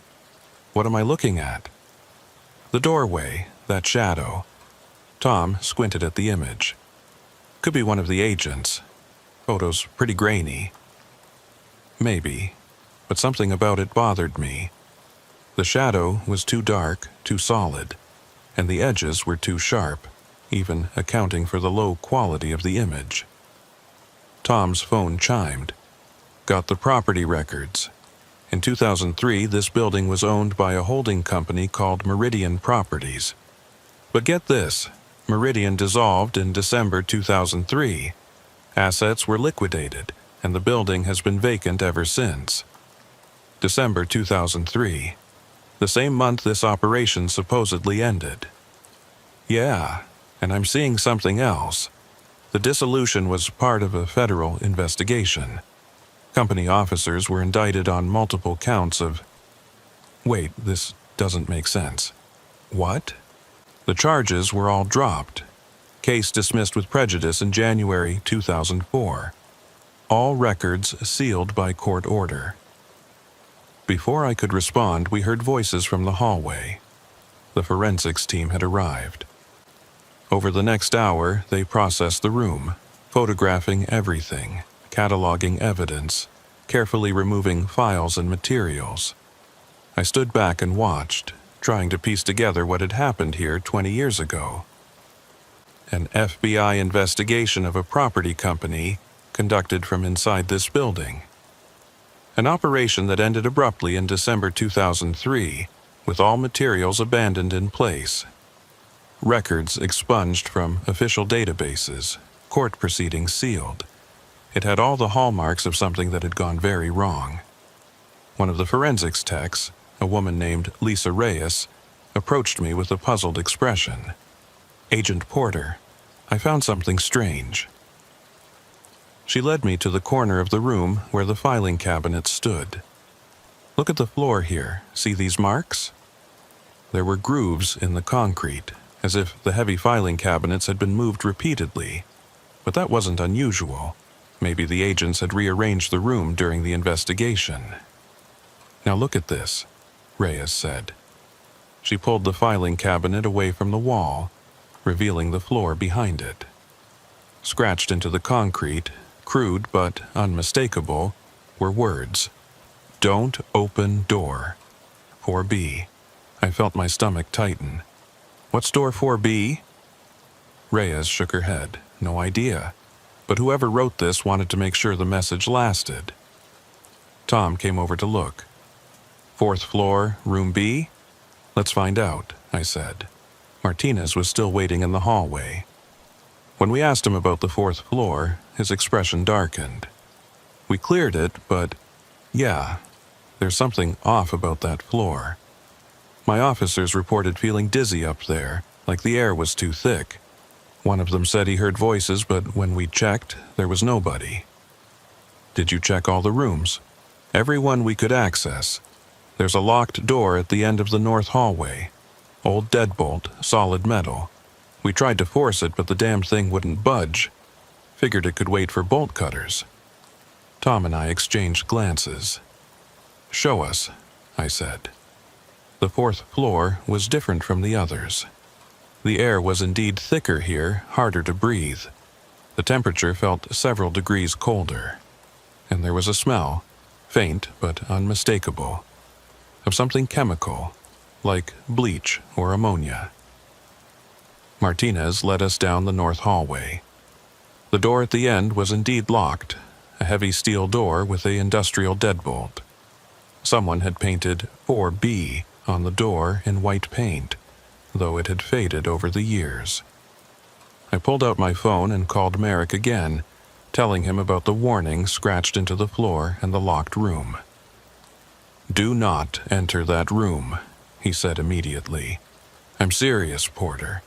If someone from that operation left a warning, there's a reason. Wait for the full team. Get proper equipment." "Copy that," I said. But Tom was already examining the door. "This lock is old but well made. Military or government issue. Someone wanted this room to stay closed. The question is, what's inside?" I said. We didn't have to wait long for an answer. As we stood there in the hallway, we heard something from behind the door. A voice. Faint, distant, but unmistakable. Someone speaking, though the words were muffled and impossible to make out. Martinez went pale. "Jesus Christ. Is someone in there?" Tom pounded on the door. "FBI, is anyone in there?" The voice stopped. The silence that followed was somehow worse. "We need to get this door open," Tom said. "If someone's trapped in there, we wait for the team," I insisted, though every instinct was screaming at me to break down that door. The voice came again. This time it was clearer, closer to the door, and what it said made my blood run cold. "He's been waiting for you. He knew you'd come back." I pressed my ear against the door. "Who's waiting? Who are you?" No response. Just silence. Tom tried his phone against the door, activating the flashlight and aiming it at the gap between the door and frame. "I can see a room, but it's dark. Can't make out any details. Whoever's in there, we're going to get you out," I called through the door. "Just stay calm." And then we heard something else. Footsteps. Multiple sets moving around inside the room. But they weren't normal footsteps. They were too heavy, too slow, and they didn't have the right rhythm. It sounded like something trying to mimic the sound of walking, but not quite getting it right. Martinez backed away from the door. "I don't like this. I don't like any of this." Neither did I, but we had a job to do. The full FBI tactical team arrived 30 minutes later with cutting equipment, SWAT gear, and a mobile command center. Assistant Director Merrick came personally, which told me how seriously he was taking this. We set up in the hallway, every agent in full tactical gear. Body cameras were rolling, thermal imaging equipment was standing by, and we had a paramedic team waiting on the third floor in case we found someone injured inside. "We go in slow and careful," Merrick instructed. "No heroics. If there's someone in there, we extract them. If the room is empty, we document everything and get out. Understood?" Everyone nodded. The cutting crew went to work on the lock. It took 20 minutes to cut through the deadbolt and the reinforced door frame. When they finally got it open, the door swung inward with a long, rusty creak. The room beyond was dark. Our flashlight beams swept across empty space, revealing concrete walls, a bare floor, and nothing else. No furniture, no equipment, no people. "Clear," Tom called out after we'd thoroughly checked the room. "Nobody here." But that wasn't quite true, because as we stood in that empty room, we all heard it. Breathing. Close by, like someone was standing right next to us. But there was no one there, and that's when I realized we had made a terrible mistake coming back to this building. The breathing sound lasted only a few seconds before fading away, leaving us standing in the empty room in a state of heightened alert. Tom swept his flashlight across every corner, every shadow. There was nothing there, just bare concrete and cold air. "Did everyone hear that?" Merrick asked quietly. Nods all around. There was no point denying it. We'd all heard breathing, clear as day, coming from inside an empty room. "Body cameras got it?" I asked. One of the techs checked the equipment. "Audio signature recorded on all units. Multiple channels. It's definitely there." Merrick ordered everyone out of the room and back down to the third floor. In the evidence room, he gathered the entire team for a briefing. His face was grim. "I've been with the Bureau for 23 years, he said. "I've seen a lot of strange things, but I'm not going to pretend this is normal. Something happened in this building 20 years ago, something significant enough that the entire case was expunged from official records. We need to find out what that was." "How do we investigate a case that doesn't officially exist?" Tom asked. "The same way we investigate everything else. We follow the evidence." Merrick turned to the forensics team. "I want every piece of paper, every photo, every file from this room analyzed. Run the case number through every database we have access to, including archived systems. Someone, somewhere, has to have a record of what LA 2003-2156 was about." Over the next several hours, evidence was carefully removed from the third-floor room and transported back to the federal building. I stayed on site with Tom and a rotating security detail, maintaining chain of custody and documenting everything. The rest of the building remained untouched. Merrick wanted a more thorough search, but he needed more personnel and better equipment first. By late afternoon, I was exhausted. We'd been in the building for almost 8 hours straight, breathing stale air and dealing with the constant feeling that we were being watched. Tom looked just as tired. "I'm heading back to the office," I told him. "See if Records has made any progress. You good to hold down here?" "Yeah, relief team is due in an hour anyway. Go. I'll call if anything develops." The drive back to the federal building gave me time to think. Something about this case was deeply wrong, and not just in the obvious ways. It was the details, the way the evidence room had been left perfectly intact, as if the agents had just stepped out for a moment and never returned. The warning scratched into the floor, the locked room on the 4th floor, the breathing sound, and there was something else that bothered me. In all those surveillance photos on the corkboard, I hadn't seen a single face clearly. Every subject was either turned away, obscured by shadow, or too far from the camera. It was like whoever had been conducting this investigation had been deliberately avoiding direct identification of their targets. At the Federal Building, I went straight to the Records Division. A specialist named Marcus Levine had been assigned to track down information on case LA 2003-2156. He was sitting at a computer workstation surrounded by stacks of printouts when I found him. "Agent Porter," he said, looking up. "I've got some information, but you're not going to like it." "Tell me." Case LA 2003-2156 was opened on September 4, 2003, by a special agent in charge named William Thorne. The investigation concerned suspicious deaths in the Skid Row area. 4 homeless individuals found dead over a 3-month period. No obvious cause of death, no signs of violence, but all 4 were found in or near the building at 451 San Pedro Street. The building we're in now. Exactly. Thorne assembled a team of 6 agents to investigate. They set up the field office on the 3rd floor and conducted round-the-clock surveillance. According to the initial case notes, they believed someone was using the building as a staging area for some kind of operation, possibly human trafficking or illegal medical experimentation. What did they find? Levine's expression darkened. That's where it gets complicated.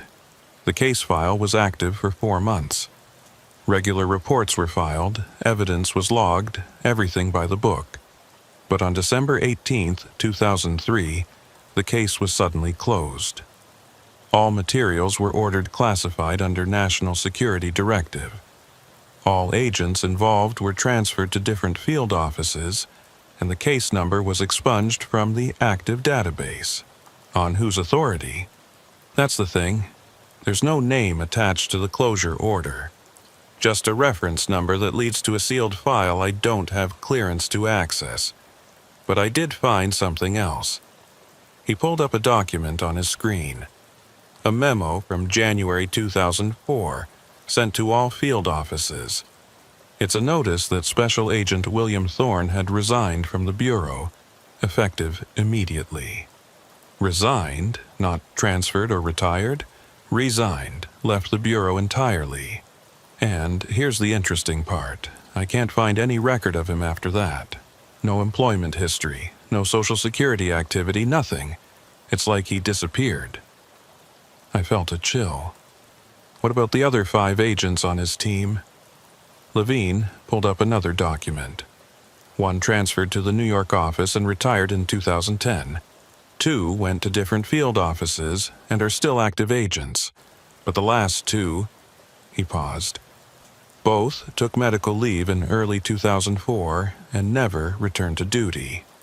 1 was diagnosed with severe anxiety disorder and early-onset dementia. The other suffered a complete psychological breakdown and was institutionalized. Jesus, did anyone ever interview them about what happened? If they did, those records are sealed too. I sat down heavily. 6 agents investigate a case, and within months 1 disappears. 2 end up with severe psychological issues and the whole thing gets buried. Whatever they found in that building, it had destroyed them. I need to talk to the ones who are still active, I said. Can you get me their contact information? Already ahead of you. Levine handed me a printout. Agent Michael Santos is in our Phoenix office. Agent Karen Foster is in Seattle. I've left messages for both, explained you need to speak with them urgently about a case from 2003. My phone rang. It was Tom. Porter, you need to get back here. We found something else. What? A room on the 2nd floor, locked from the inside, and there's something in there you need to see. I thanked Levine and headed back to my car. The drive back downtown seemed longer this time. The traffic heavier. The sun was starting to set, painting the sky in shades of orange and pink. In a few hours, it would be dark, and I really didn't want to be in that building after dark. When I arrived, Tom was waiting at the entrance with 2 other agents. They all looked shaken. "Second floor, east wing," Tom said. "We were doing a more thorough sweep and found a door we missed earlier. It's not marked, no number or anything, but it was locked from the inside. Deadbolt thrown, door wedged shut with a chair." "From the inside?" "Yeah, like someone locked themselves in and didn't want to be disturbed." We climbed to the second floor. The room was at the end of a short hallway, the door now standing open. Inside, I saw what had unsettled them. It was a sleeping area, a cot against one wall, a small camping stove, cases of bottled water, canned food. Someone had been living here, and recently. The supplies looked relatively fresh, maybe a few months old at most. But that wasn't the disturbing part. The walls were covered in writing, thousands of words, written in black marker, covering every available surface. Some of it was in neat handwriting organized into paragraphs. But as your eyes moved across the walls, the writing became more erratic, more desperate, until it devolved into incoherent scrawl. I started reading. "Day 1, they don't know I'm here. I can watch them from this room, document everything. This is the only way to understand what really happened, what Thorne found." Day 8, I've reviewed all the evidence 3 times. The pattern is clear now. The deaths weren't random. Something in this building was selecting victims. But what? Day 15, I heard them last night, the sounds from the 4th floor, just like the reports described. Breathing, footsteps, voices that don't come from human throats. I understand now why Thorne sealed the case. Some things can't be explained in official reports. Day 22, it knows I'm here. I can feel it watching me. The cold spots are getting closer to my room. I've reinforced the door, but I don't think it will matter. It can go anywhere in this building. The entries continued, becoming increasingly paranoid and disjointed. Whoever had written this, and I had a growing suspicion about who it might be, had been slowly losing their grip on reality. Near the end, the handwriting became almost illegible. Day 47. Saw it today. Room 4B. Thorne was right to lock that door. Should have left it closed. My mistake. Now it's loose. It's in the walls, in the floors, everywhere. Breathing behind every door. I can't leave. If I leave, it follows, has to stay contained, has to stay. The entry ended mid-sentence. Tom pointed to the cot. "Look at this." There was a jacket draped over the cot. A windbreaker with FBI printed on the back. Old, faded, but unmistakable. I checked the pockets and found a wallet. The ID inside showed a man in his 60s with gray hair and tired eyes. The name read, William Thorne. The ID had expired in 2003. "He came back," I said quietly. 20 years later, Thorne came back to finish what he started. Or to contain whatever he'd found, Tom added. One of the other agents called from the doorway. "Porter, we've got movement on the 4th floor. Thermal cameras are showing something." We rushed up the stairs, weapons drawn. The 4th floor was darker now, shadows deepening as evening approached. The tactical team had set up portable lights, but they barely penetrated the gloom. The agent monitoring the thermal equipment pointed at his screen. "There. Room 4B. Something's generating heat inside." "That's impossible," I said. "We checked that room. It was empty. I'm telling you what the sensors are showing. There's a heat source in there, human-sized, moving." Tom and I approached the door to 4B. It was still open from when we'd cut through the lock earlier. I could see into the room, empty, just as before. But the air coming from inside was warm now, when it had been cold before. Tom pulled out his thermal imaging camera and aimed it into the room. The screen showed exactly what the monitoring station had reported. A human-shaped heat signature standing in the center of the room. But when we shone our flashlights into that exact spot, there was nothing there. "I'm not crazy, right?" Tom said. "We're seeing this." "We're seeing it," I confirmed. The heat signature moved, walking toward us. On the thermal camera, we could see it clearly, a figure approaching the doorway. But with our eyes, we saw nothing. I felt that breathing sensation again. Close, intimate, like someone was standing inches from my face.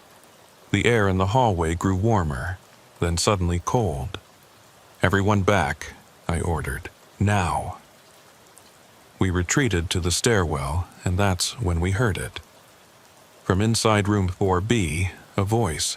Thorne knew, he understood. This building is a door, and the door is open.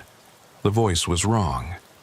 It had the cadence of human speech, but the tone was off, modulated in a way that made my skin crawl.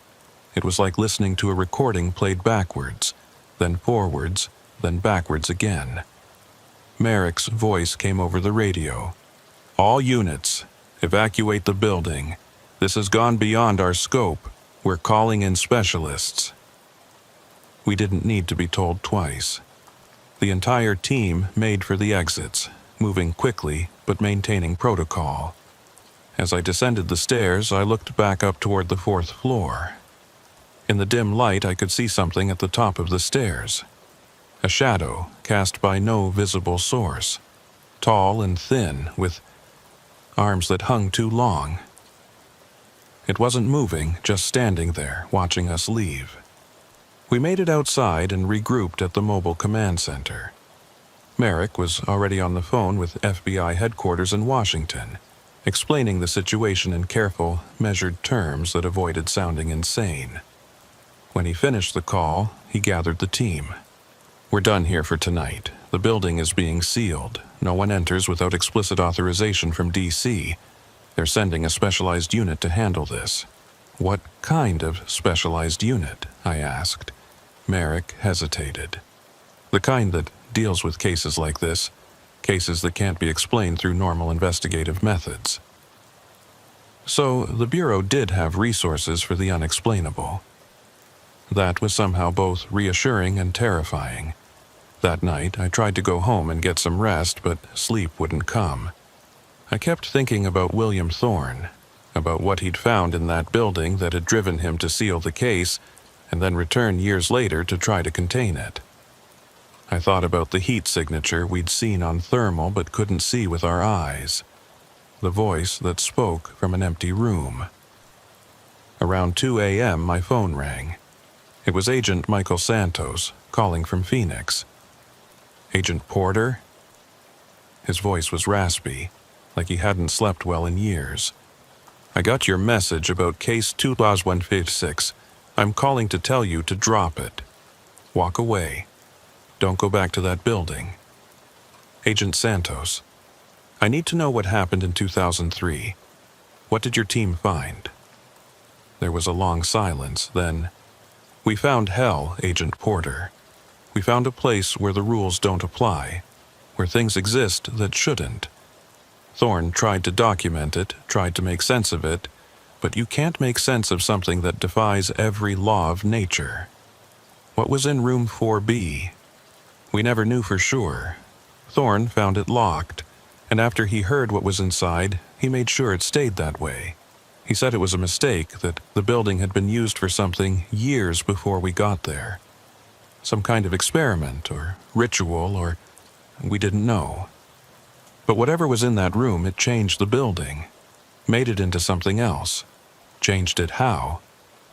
The building became aware, responsive. It started showing us things from our past, from our fears. It spoke to us in voices we recognized, dead relatives, lost friends. It was trying to understand us, I think. Or trying to break us. 2 of our team couldn't handle it. They saw something in that building that shattered them. And Thorne? Thorne made a deal. I don't know the details. He never told us.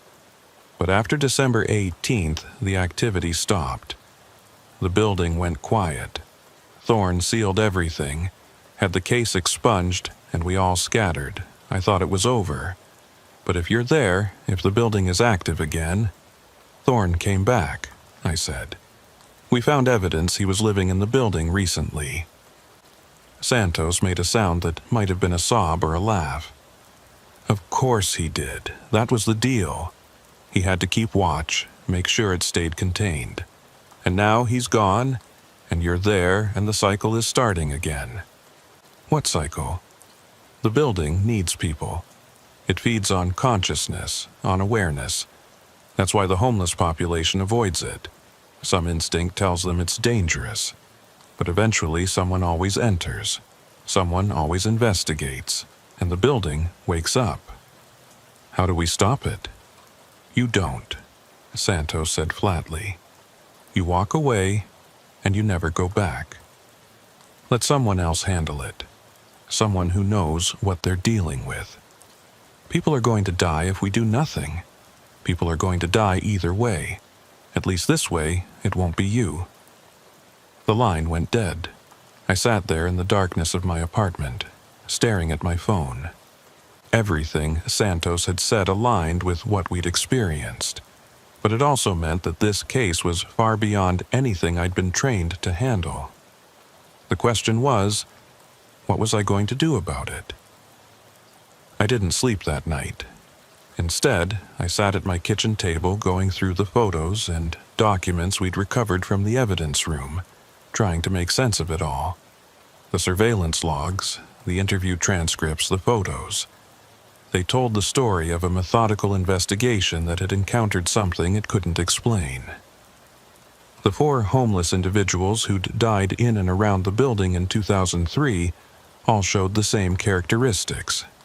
Found dead with no apparent cause, bodies in good physical condition despite their lifestyle, and all discovered within 50 feet of 451 San Pedro Street.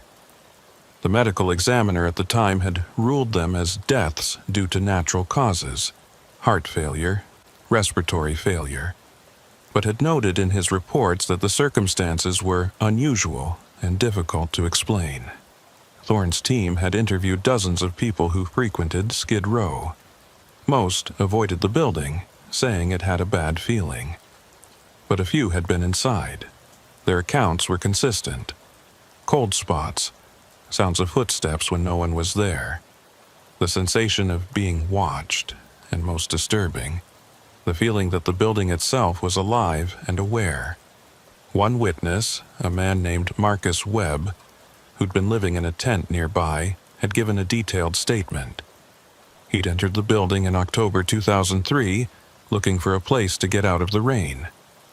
He'd made it to the second floor before he felt what he described as a presence following him. He'd run, and as he exited, he'd looked back and seen something in one of the upper windows. A face, he said, but not quite a face. Something that was watching him with an intensity that made him feel transparent, like it could see through to his soul. Webb had died a week later, found in an alley 3 blocks away. No cause of death determined. As I read through the materials, I noticed something else. The investigation had been proceeding normally until mid-November 2003. Then the tone of the reports changed. Thorne's writing became more terse, more guarded. He stopped including certain details in the official logs, and there were gaps, missing dates where no reports were filed, despite the fact that the surveillance was supposed to be continuous.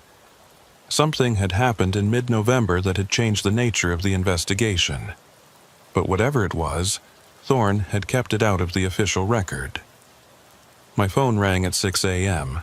It was Tom. "You're not going to believe this," he said without preamble. "The building is gone." "What do you mean, gone?" "I mean it's not there anymore. I drove past on my way to the office. The lot is completely empty. The building is just gone." That was impossible. Buildings don't just disappear overnight. I threw on clothes and drove downtown as fast as I could, running red lights and ignoring the speed limit. But Tom was right. Where 451 San Pedro Street had stood for decades, There was now just an empty lot, nothing but concrete foundation and scattered debris. The chain-link fence was still there, but the building itself had vanished. I parked and got out, staring at the impossible scene. Tom was already there with 3 other agents, all wearing the same expression of disbelief. "I called the city," Tom said. "No demolition permits were issued, no scheduled work. I checked with every construction company in Los Angeles. Nobody demolished this building." "Then where the hell did it go?" One of the other agents, a young woman named Sarah Kim, was examining the ground. "Look at this. The foundation is still here, and it's old, decades old. But there's no demolition debris. If they'd torn down a 4-story building, there would be thousands of tons of concrete, steel, rebar. It would take days to haul it all away, and we had eyes on this location until midnight last night." I walked to the edge of the foundation and looked down. The basement was still there, a dark cavity leading underground, and from that darkness I felt cold air rising. "The building didn't go anywhere," I said quietly. "It's still here, just not in a way we can see." Tom came to stand beside me. "Porter, that doesn't make any sense." "None of this makes sense, but look. The basement is still accessible. Whatever happened to the rest of the structure, that part remains." We called Merrick and explained the situation. He didn't sound surprised, which told me he'd been briefed by whoever was handling these types of cases at headquarters. He ordered us to stay on site and wait for the specialized unit, which was due to arrive that afternoon. While we waited, I decided to call Agent Karen Foster in Seattle. Like Santos, she'd been part of Thorne's original team. Unlike Santos, she actually answered her phone. "Agent Porter," she said when I identified myself. "I was wondering if someone would call. I heard about the activity on San Pedro Street." "How did you hear about that?" "There's a network. People who've dealt with these kinds of cases. We keep track of each other, share information. When that building became active again, word spread quickly. Agent Foster, I need to know what really happened in 2003. What did Thorne find in room 4B? She was quiet for a moment. The room was already locked when we started the investigation. We found the building empty except for that one door on the 4th floor. Thorne tried to open it initially but couldn't. Then he started having dreams. Dreams? Nightmares, really. He'd wake up knowing things he shouldn't know. Details about the building's history, about previous occupants, about what had been done there. He said the building was teaching him, showing him, and what he learned terrified him. What did he learn? That the building was built on a site that had been used for experiments in the 1950s. Psychological experiments, sensory deprivation, attempts to contact what they called alternate consciousness states. The experiments failed, officially, but unofficially they succeeded too well. They opened something, created a space where consciousness could exist without a physical form, and they lost control of it. Room 4B, that was where the final experiment took place. They sealed it afterward, tried to forget about it. But you can't seal something that exists outside normal physical space. It leaked, influenced the building around it, and over the decades it grew stronger. Why did Thorne close the investigation? Because he realized we couldn't stop it. We couldn't contain it or destroy it. All we could do was limit its contact with people, keep the building isolated, and pray it would eventually go dormant. That's what the deal was. Thorne agreed to watch over it, to make sure no one entered and activated it again. In exchange, it would remain passive. "But Thorne is dead," I said. "We found evidence he was living in the building recently, and now he's gone." "Then the deal is broken," Foster said quietly. "And you need to get as far away from that site as possible, because without someone maintaining the watch, it's going to spread."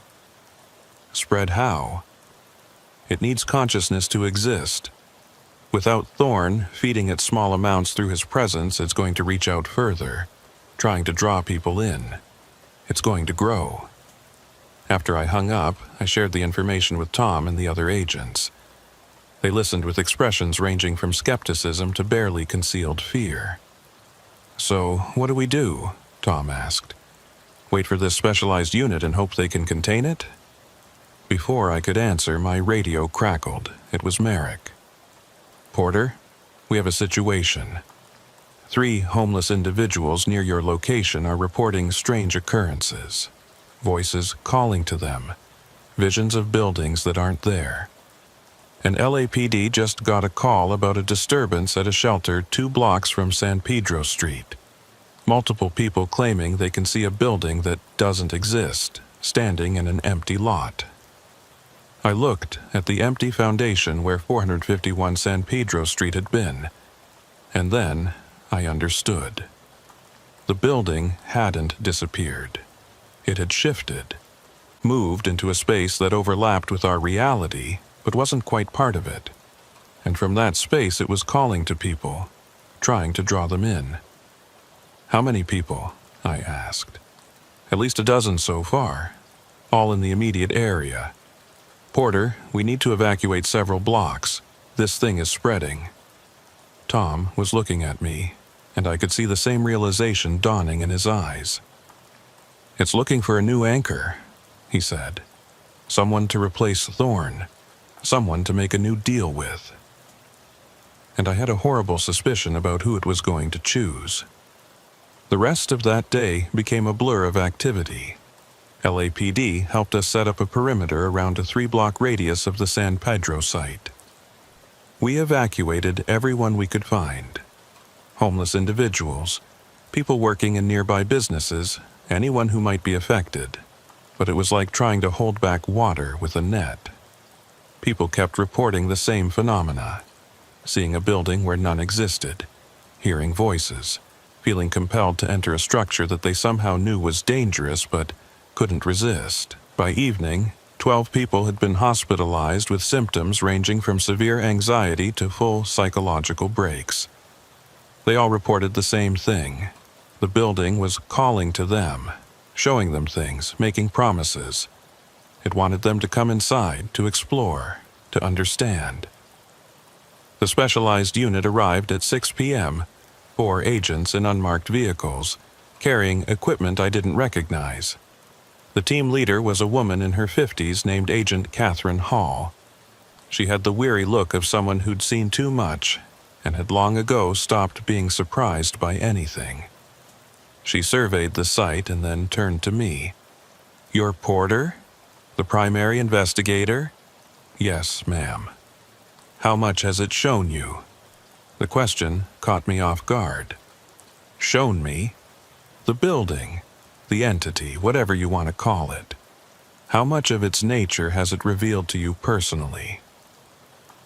I thought about the past 2 days. The sounds, the shadows, the breathing in empty rooms. Enough to know it's not following normal physical laws. That's something, at least. Most people try to rationalize it, make it fit into their worldview. You've accepted that it's something else. She gestured to her team. "We're going to attempt containment, but I need you to understand something first. This entity, this consciousness, it's been here for 70 years. It's had time to learn, to adapt, to understand how to interact with human psychology. It's very good at finding weaknesses, exploiting fears, making offers that seem reasonable." "What kind of offers?" "The same offer it made to Thorn. Become its watcher, its anchor to this reality, and in exchange it will limit its influence. It won't spread beyond the site, won't harm anyone who doesn't deliberately enter its space. That's what Thorn agreed to? And he kept that agreement for 20 years, lived in that building, maintained a presence, kept it fed with small amounts of consciousness.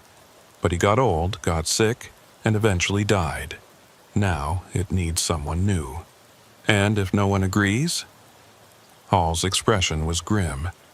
"Then it will keep spreading until it finds someone. or until it consumes enough consciousness to manifest fully in our reality, at which point we'll have a much bigger problem than one haunted building. How much bigger? Ever heard of the Philadelphia experiment? Roswell? There are other incidents, other locations where the boundaries between realities got thin. Usually they stabilize and become dormant, but sometimes they don't. Sometimes they grow. She looked at the empty lot. This one is growing. I felt sick. So someone has to agree to replace Thorn? To spend the rest of their life watching over this thing? That's one option. The other is we try to seal it permanently, close the breach. But that's risky. If we fail, we could make it worse. What do you need from me? Hall studied my face for a long moment. It's already chosen you, hasn't it? You felt it. The connection, the awareness. That's why I asked how much it's shown you. She was right. I had felt something over the past 2 days. A growing sense that the building was aware of me specifically. That it was watching me, studying me. I'd tried to ignore it, rationalize it as stress or imagination. But it was real. What do? I asked quietly. We're going to try the ceiling first. If it works, you're free. If it doesn't, she didn't finish the sentence. Her team set up their equipment. Devices that looked like a cross between scientific instruments and occult paraphernalia. Electromagnetic field generators, crystalline structures, symbols painted on the concrete. I didn't understand any of it, and I suspected that even they didn't fully understand how it worked. This was as much art as science. As they worked, the sun set, and darkness fell over Skid Row.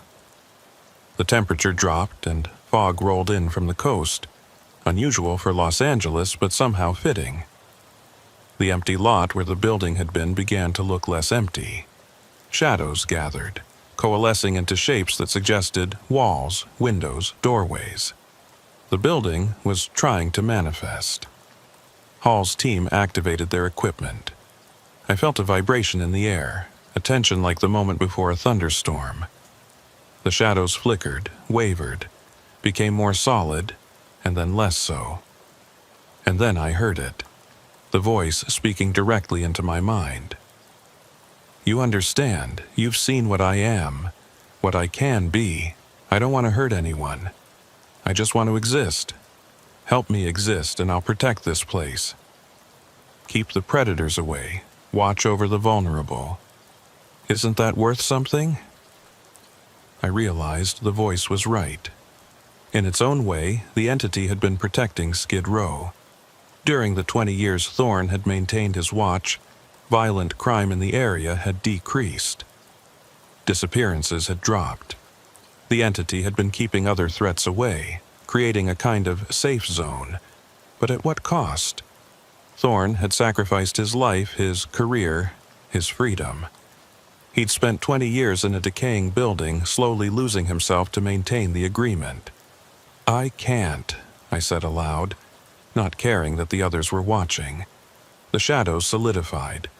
The building came fully visible, all 4 stories looking exactly as it had that morning. But now it was glowing with a faint, sickly light from within. Hall swore. It's too strong. The ceiling isn't working.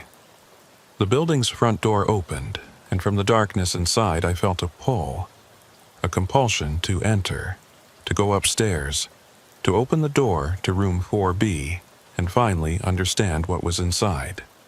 Porter, don't, Tom said, grabbing my arm. Whatever it's showing you, it's not real. But I could see it so clearly now. The building wasn't a prison or a trap. It was a gateway, a bridge between realities. And what was on the other side wasn't malevolent, it was just different. Other. It wanted to communicate, to connect, to exist alongside humanity rather than hidden from it.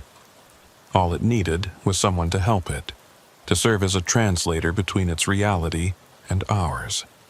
I took a step toward the building. Tom's grip tightened. Rachel, listen to me. Santos and Foster both warned us. This thing breaks people. It's already broken Thorn. Don't let it break you too. His words cut through the compulsion. I stopped, shaking my head to clear it. The building's pull lessened slightly. Hall was on her radio calling for backup. We need to evacuate everyone within a half-mile radius. This thing is about to manifest fully, and we don't have the resources to contain it. But even as she spoke, I knew it was too late.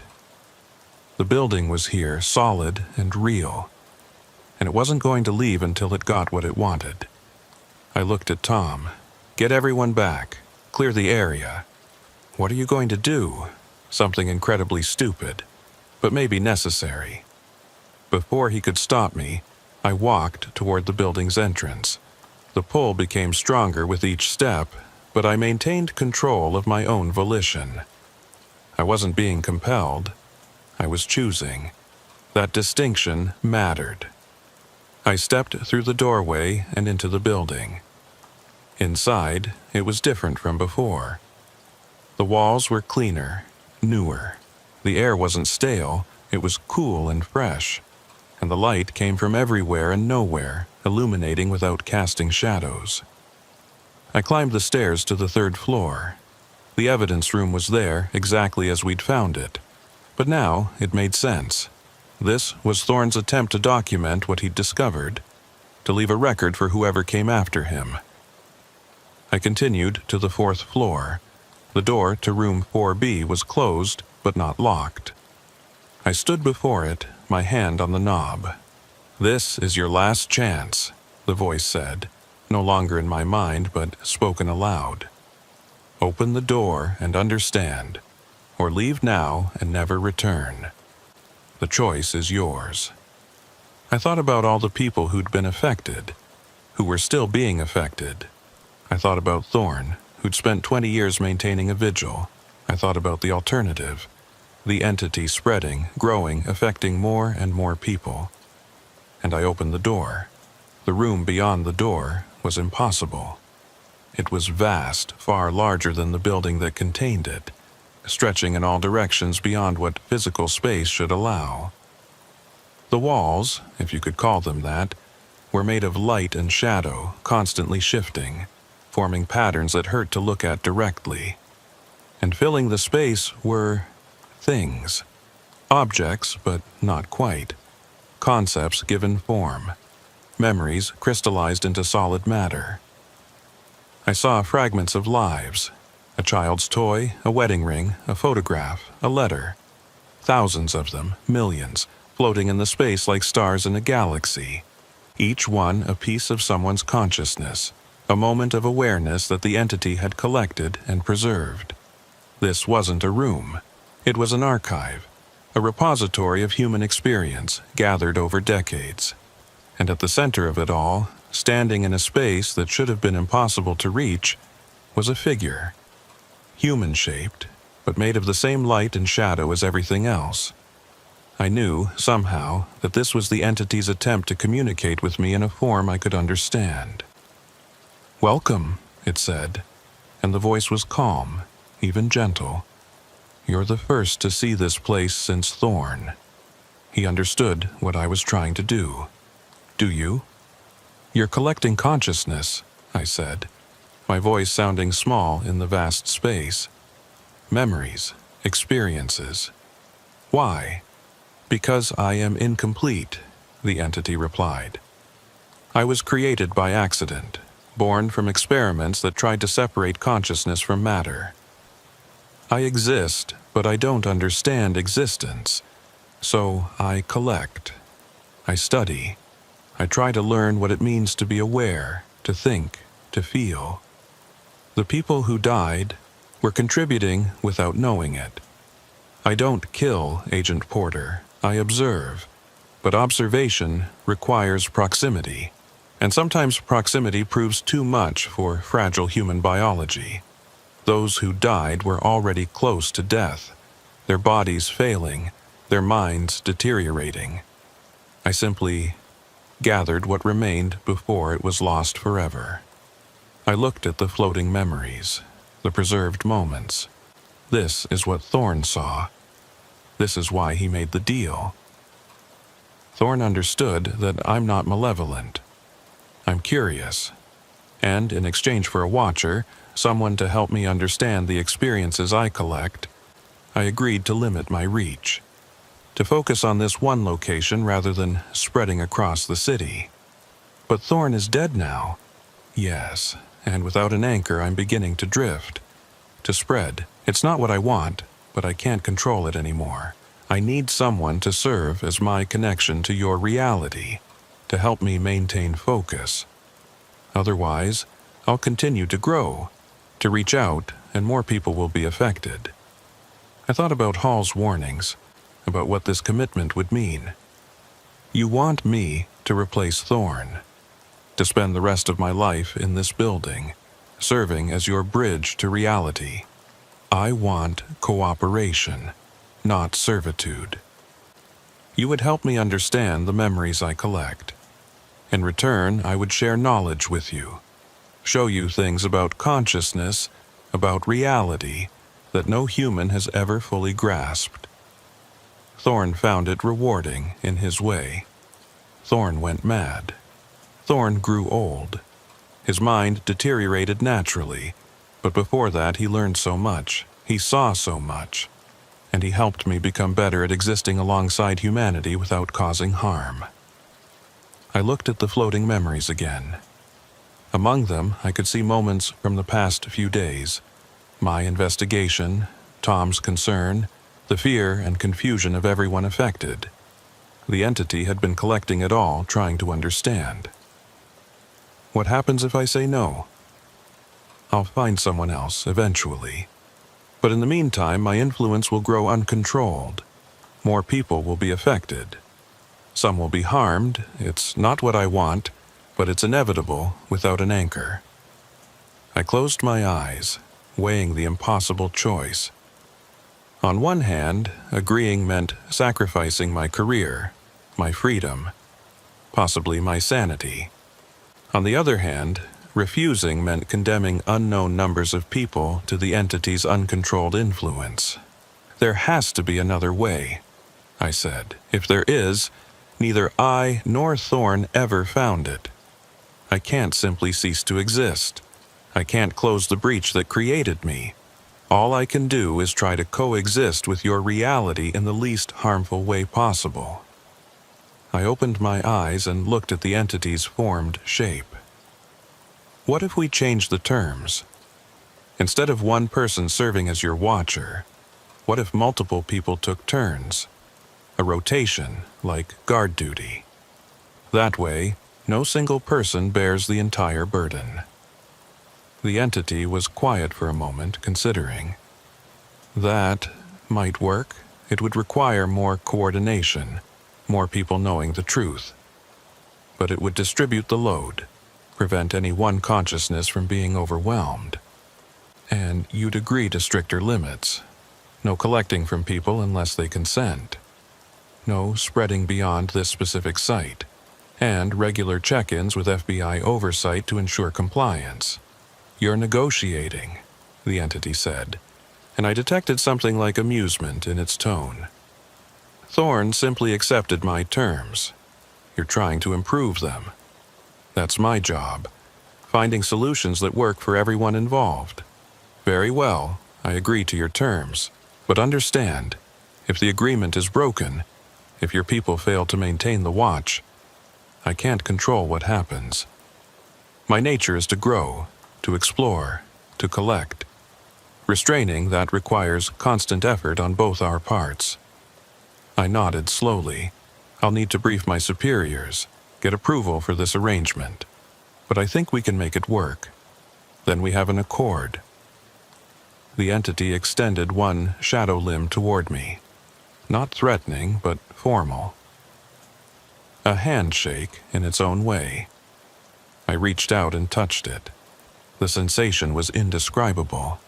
For a moment, I felt what it felt. The vastness of collected experience. The beauty of a million moments of awareness. The loneliness of existence without true connection. and I understood. This wasn't a monster, it was a child, trying to learn about a world it had never been meant to be part of. The connection broke, and I found myself back in the hallway on the 4th floor. The door to room 4B was closed again. I was alone. I descended the stairs and exited the building. Outside, Tom and Hall were waiting with a dozen other agents, all of them looking relieved to see me. "Porter, thank God," Tom said. "You were in there for 3 hours. We were about to mount a rescue operation." 3 hours? It had felt like minutes. "I spoke with it," I said, "and I think I've found a solution." Over the next several hours, I briefed Hall, Merrick, and a representative from FBI headquarters in Washington on what I'd experienced and the terms I'd negotiated. To my surprise, they didn't dismiss it out of hand. Hall, in particular, seemed relieved. "A rotation system makes sense," she said. "We've tried something similar with other sites. It's not perfect, but it's better than asking one person to sacrifice their entire life." The operation was classified under a special access program that I didn't even know existed. Apparently, the Bureau had been dealing with these kinds of anomalies for decades, quietly and without public knowledge. My case was unusual only in that I'd managed to establish direct communication and negotiate new terms. A team of 6 agents was assembled, volunteers who were briefed on the situation and agreed to serve as watchers on a rotating basis. Each would spend 1 week per month in the building, maintaining contact with the entity, helping it process and understand the memories it collected. In exchange, they'd have access to insights about consciousness and reality that couldn't be obtained any other way. Some people might call that a fair trade. I was part of that rotation. Once a month, I returned to 451 San Pedro Street, or rather to the space where it exists now, shifted slightly out of phase with normal reality. The building appears when needed and fades when not. The entity keeps its promise, limiting its influence to the immediate area and only collecting from those who are dying or who consent. Is it a perfect solution? No. There are still incidents, still moments when the entity's nature pushes against the constraints we've placed on it. But it's manageable. Controlled. And in a strange way, I've come to appreciate the experience. The entity shares things with me. Perspectives on existence, on consciousness, on the nature of reality that I could never have conceived on my own. Tom thinks I'm crazy for volunteering. Maybe he's right. But someone has to do it, and I'd rather it be me. Someone who understands what we're dealing with than some agent who might panic or fail to maintain the boundaries. The case file remains classified. Officially, 451 San Pedro Street was condemned and demolished in January 2024 due to structural instability.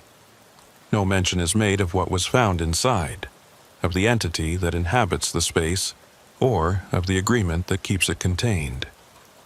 Sometimes, when I'm on watch, I think about Thorne, about the choice he made, the decades he spent maintaining the vigil alone. I understand now why he did it. Not because he was forced to, but because he recognized something important.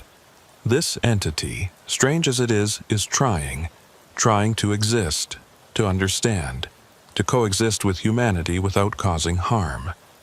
That's worth protecting, worth the sacrifice of 1 week per month, worth the knowledge that I'm helping prevent the uncontrolled spread of something that could affect thousands of people. The other watchers and I have formed a kind of bond. We're the only ones who truly understand what we're dealing with, the only ones who've seen what exists in room 4B.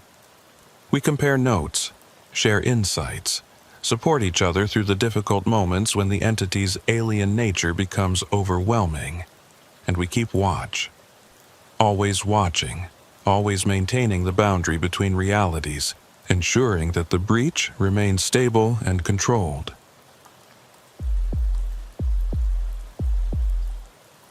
My name is Special Agent Daniel Wolfe, and I've been with the Los Angeles field office for 12 years.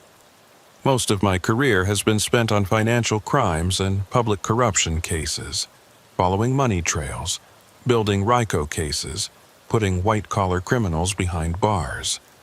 I thought I'd seen every kind of deception, every variation of human greed. But in March 2024, I was assigned a case that showed me how little I actually understood about the nature of truth. It started with a phone call from the Los Angeles County Sheriff's Department. A hiker in the Santa Monica Mountains had discovered something unusual near one of the Malibu Canyon overlooks. A briefcase, weathered but intact, containing documents that appeared to be related to a 15-year-old missing persons case. The victim was Marcus Delacroix, a Hollywood film producer who'd vanished without a trace in February 2009. I remembered the case vaguely from news coverage at the time. Delacroix had been 42 years old, successful, wealthy, with no apparent reason to disappear. He'd left his Malibu estate one evening, telling his wife he was going for a drive to clear his head after a stressful day of meetings. His car was found 3 days later, abandoned at a scenic overlook on Canaan Doom Road, doors unlocked, keys in the ignition. No signs of foul play, no indication of suicide, no body. He'd simply vanished. The initial investigation had been thorough. LAPD, Sheriff's Department, even the FBI had looked into it. Delacroix's finances were examined, his business dealings scrutinized, his personal life investigated. Nothing suspicious emerged. He wasn't in debt, wasn't involved in anything criminal, had no enemies that anyone could identify. The case eventually went cold, filed away as one of those unsolved mysteries that haunt investigators. A man who walked away from his life and was never seen again. Until now. I drove out to the sheriff's station in Malibu on a Wednesday morning in early March. The weather was perfect. Sunny, 65 degrees, with a light breeze coming off the ocean. Malibu is one of those places that doesn't feel quite real, a stretch of coastline where multi-million-dollar homes cling to hillsides overlooking the Pacific, where celebrities live behind gates and security cameras, where the line between reality and fantasy blurs. Detective James Holloway met me at the station. He was in his late 50s, a veteran of the department who'd been involved in the original Delacroix investigation. He looked tired, like a man who'd spent too many years dealing with the worst aspects of human nature in paradise. "Agent Wolf," he said, shaking my hand. "Thanks for coming out. I know this is unusual, reopening a 15-year-old case based on found evidence. But when you see what's in that briefcase, you'll understand why I called you." He led me to a conference room where the briefcase sat on a table, already processed for fingerprints and DNA. It was a high-end leather case, the kind an executive might carry, showing signs of weather exposure but surprisingly intact considering it had apparently been outdoors for over a decade. Hiker found it partially buried under some brush about 50 yards from the Canaan Doom overlook, Holloway explained. Same location where we found Delacroix's car back in 2009. We never searched that specific area thoroughly. The terrain is rough, lots of chaparral and rocks, easy to miss something. "What's inside?" Holloway opened the case. Inside were several file folders, a laptop computer, and a small digital camera. All of it showed signs of age and exposure, but the materials had been protected by the leather case. The laptop is dead. Corrosion, water damage. Our tech guys say there's no way to recover data from it, but the camera still works. Batteries are dead, but when we charged it, we were able to access the memory card. And that's where things get strange. He pulled out the camera and connected it to a laptop. The screen showed a series of photographs, all date-stamped February 2009. The week Delacroix disappeared. The images showed various locations in Malibu, beach access points, mountain roads, specific properties. But it was the last dozen photos that caught my attention. They were surveillance photos, telephoto lens shots of people entering and exiting a large estate that I recognized as Delacroix's own property. The subjects were mostly business associates, according to the metadata notes Delacroix had apparently been keeping. But one image showed something that made me lean closer. A man standing at the edge of the property, partially obscured by trees. The photo was slightly out of focus, but the figure was clearly watching the house, and there was something odd about him, his posture, his proportions. He seemed too tall, too thin. "Do we know who that is?" I asked. Holloway shook his head. "No ID on him. But here's the thing. We ran the photo through facial recognition and we got a hit. Sort of. Sort of. The system flagged it as a match to Marcus Delacroix himself. But that doesn't make sense because why would Delacroix be photographing himself watching his own house?" I studied the image more carefully. The figure did bear a resemblance to Delacroix. Same height, same general build, but the face was wrong, distorted somehow, like it was caught mid-movement. "What about the documents in the case?" Holloway pulled out one of the file folders. "This is where it gets really interesting. These are notes, handwritten by Delacroix, documenting what he called temporal inconsistencies around his property. He was keeping a log of strange occurrences. I read through the notes. They were detailed, methodical, dated from November 2008 through February 2009. Delacroix described seeing things that shouldn't be possible. Security camera footage showing the same person entering his property at the same time on multiple days, but with different clothing. Electronic clocks in his house that would occasionally run backwards for a few seconds. Conversations with business partners where they remembered meetings that he had no recollection of, or vice versa. "He sounds paranoid," I said. "That's what everyone thought at the time." His wife mentioned he'd been stressed, working too hard, not sleeping well. We assumed it was a breakdown of some kind, that he'd wandered off in a confused state.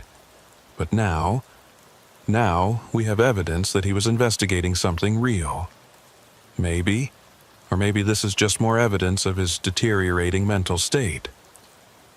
I wasn't convinced either way, but the camera and documents warranted a closer look. I signed the evidence into FBI custody and drove back to the federal building, thinking about Marcus Delacroix and what might have driven him to document these supposed inconsistencies. Back at the office, I briefed my partner, Special Agent Lisa Navarro. She was younger than me, only 5 years with the Bureau, but sharp and intuitive. She'd been working on a securities fraud case, but cold cases were always handled by pairs, and Merrick had assigned her to work with me on this. "Hollywood producer disappears after documenting strange occurrences at his house?" she said, scrolling through the photos. "Sounds like the plot of one of his movies. Delacroix specialized in thrillers and mysteries. Ironic, if nothing else. What do we know about his state of mind in the weeks before he vanished?" I pulled up the original case file. According to interviews with his wife, Jennifer Delacroix, he'd become increasingly withdrawn, spending hours reviewing security footage, making notes, barely sleeping. She thought it was work stress. He was in the middle of producing a big-budget film that was having problems. But she also mentioned he'd started talking about patterns he was seeing, coincidences that couldn't be explained. Did anyone investigate these patterns? The original investigators looked into it, but couldn't find anything concrete. His security system was checked, no malfunctions, no evidence of tampering. His business dealings were examined, no indication of fraud or wrongdoing. Everyone concluded he was experiencing some kind of psychological episode. Navarro pulled up one of the surveillance photos. This figure watching the house. If it's not Delacroix, then who is it? And if it is Delacroix, why was he watching his own house? That's what we need to find out. Let's start by talking to Jennifer Delacroix. She still lives in the same property. The Delacroix estate was in the hills above Point Doom, at the end of a winding private road that climbed through canyon walls covered in chaparral and oak trees. The house itself was a modern architectural masterpiece, glass and steel, cantilevered over the hillside with panoramic views of the Pacific, the kind of place that appeared in architecture magazines and celebrity real estate listings. Jennifer Delacroix met us at the gate. She was in her late 50s now, elegant in that way that money and good genes allow, with silver-streaked hair and minimal makeup. But there was a weariness in her eyes, the look of someone who'd been living with unanswered questions for too long. "Agents," she said, leading us up the driveway. "Detective Holloway called to tell me you'd be coming. I have to admit, I'm surprised anyone is looking into Marcus's disappearance after all these years." "We've discovered new evidence," I said. "A briefcase your husband apparently hid near the location where his car was found." Her expression flickered. Surprise, then something else. Hope, maybe, or fear. "What was in it?" "Documents, notes about unusual occurrences at this property. We were hoping you could help us understand what he was investigating." We entered the house. The interior was as impressive as the exterior. High ceilings, floor-to-ceiling windows, carefully curated modern art. But there was something sterile about it, like a museum rather than a home. Jennifer led us to a living room with a view of the ocean and gestured for us to sit. "Marcus became obsessed in the months before he disappeared," she said quietly. "He kept saying something was wrong with the house, with time itself. I thought he was having a breakdown. The stress of his work, the pressure of the industry, it can break even strong people." "What specifically did he claim was happening?" "He'd review security footage and find things that didn't make sense. The same car pulling into the driveway at the same time on different days, but the make and model would be slightly different. Or he'd see himself on camera, but he'd have no memory of being in that location at that time." Navarro leaned forward. "Did you witness any of these inconsistencies yourself?" Jennifer hesitated. "Once, about a week before he disappeared. We were having dinner on the terrace and Marcus pointed out toward the canyon. He said, 'Look, there I am.' And I looked and I saw something. A figure standing on the hillside, watching the house. It was too far away to see clearly, but it did look like Marcus. Same height, same posture. But Marcus was sitting right next to me." "What did you do?" "I told him it was probably just another hiker. People use the trails through here all the time, even though it's private property. But Marcus was convinced it was something else. He said the figure had been appearing for weeks, always at sunset, always watching." "Did you report this to the police?" "I mentioned it during the investigation after Marcus disappeared. But by then, I'd convinced myself it was just a trick of the light, my imagination influenced by Marcus's paranoia. The investigators looked into it, but there was no evidence of anyone trespassing." I pulled out my phone and showed her the surveillance photo from Delacroix's camera. "Is this the figure you saw?" She studied the image, her face going pale. "Yes, that's exactly what I saw. Who is it?" "We don't know, but we're going to find out." Jennifer took us on a tour of the security system. It was extensive. Cameras covering every angle of the property. Motion sensors, digital recording. Everything was backed up to a cloud server and retained for 90 days before being automatically deleted. Marcus had this all upgraded about 6 months before he disappeared, Jennifer explained. He said he needed better coverage, better quality footage. He was spending hours every day reviewing the recordings. "Do you still have access to the system?" "Of course. I've never changed any of the settings. It felt like, if I did, I'd be admitting he was really gone." We spent the next 2 hours reviewing recent security footage. Most of it was exactly what you'd expect.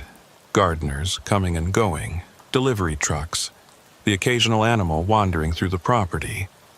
But then Navarro spotted something. "Wolf, look at this." She'd pulled up footage from 3 days ago, late afternoon. One of the cameras covering the driveway showed a car pulling in, a black sedan, no plates visible. The driver got out, and even in the grainy security footage, the resemblance to Marcus Delacroix was unmistakable. "That's impossible," Jennifer whispered. That looks exactly like Marcus." The figure walked towards the house, moving with the same gait, the same posture that I'd seen in old photos of Delacroix. But before reaching the front door, the figure turned and looked directly at the camera. For just a moment, the face was clearly visible.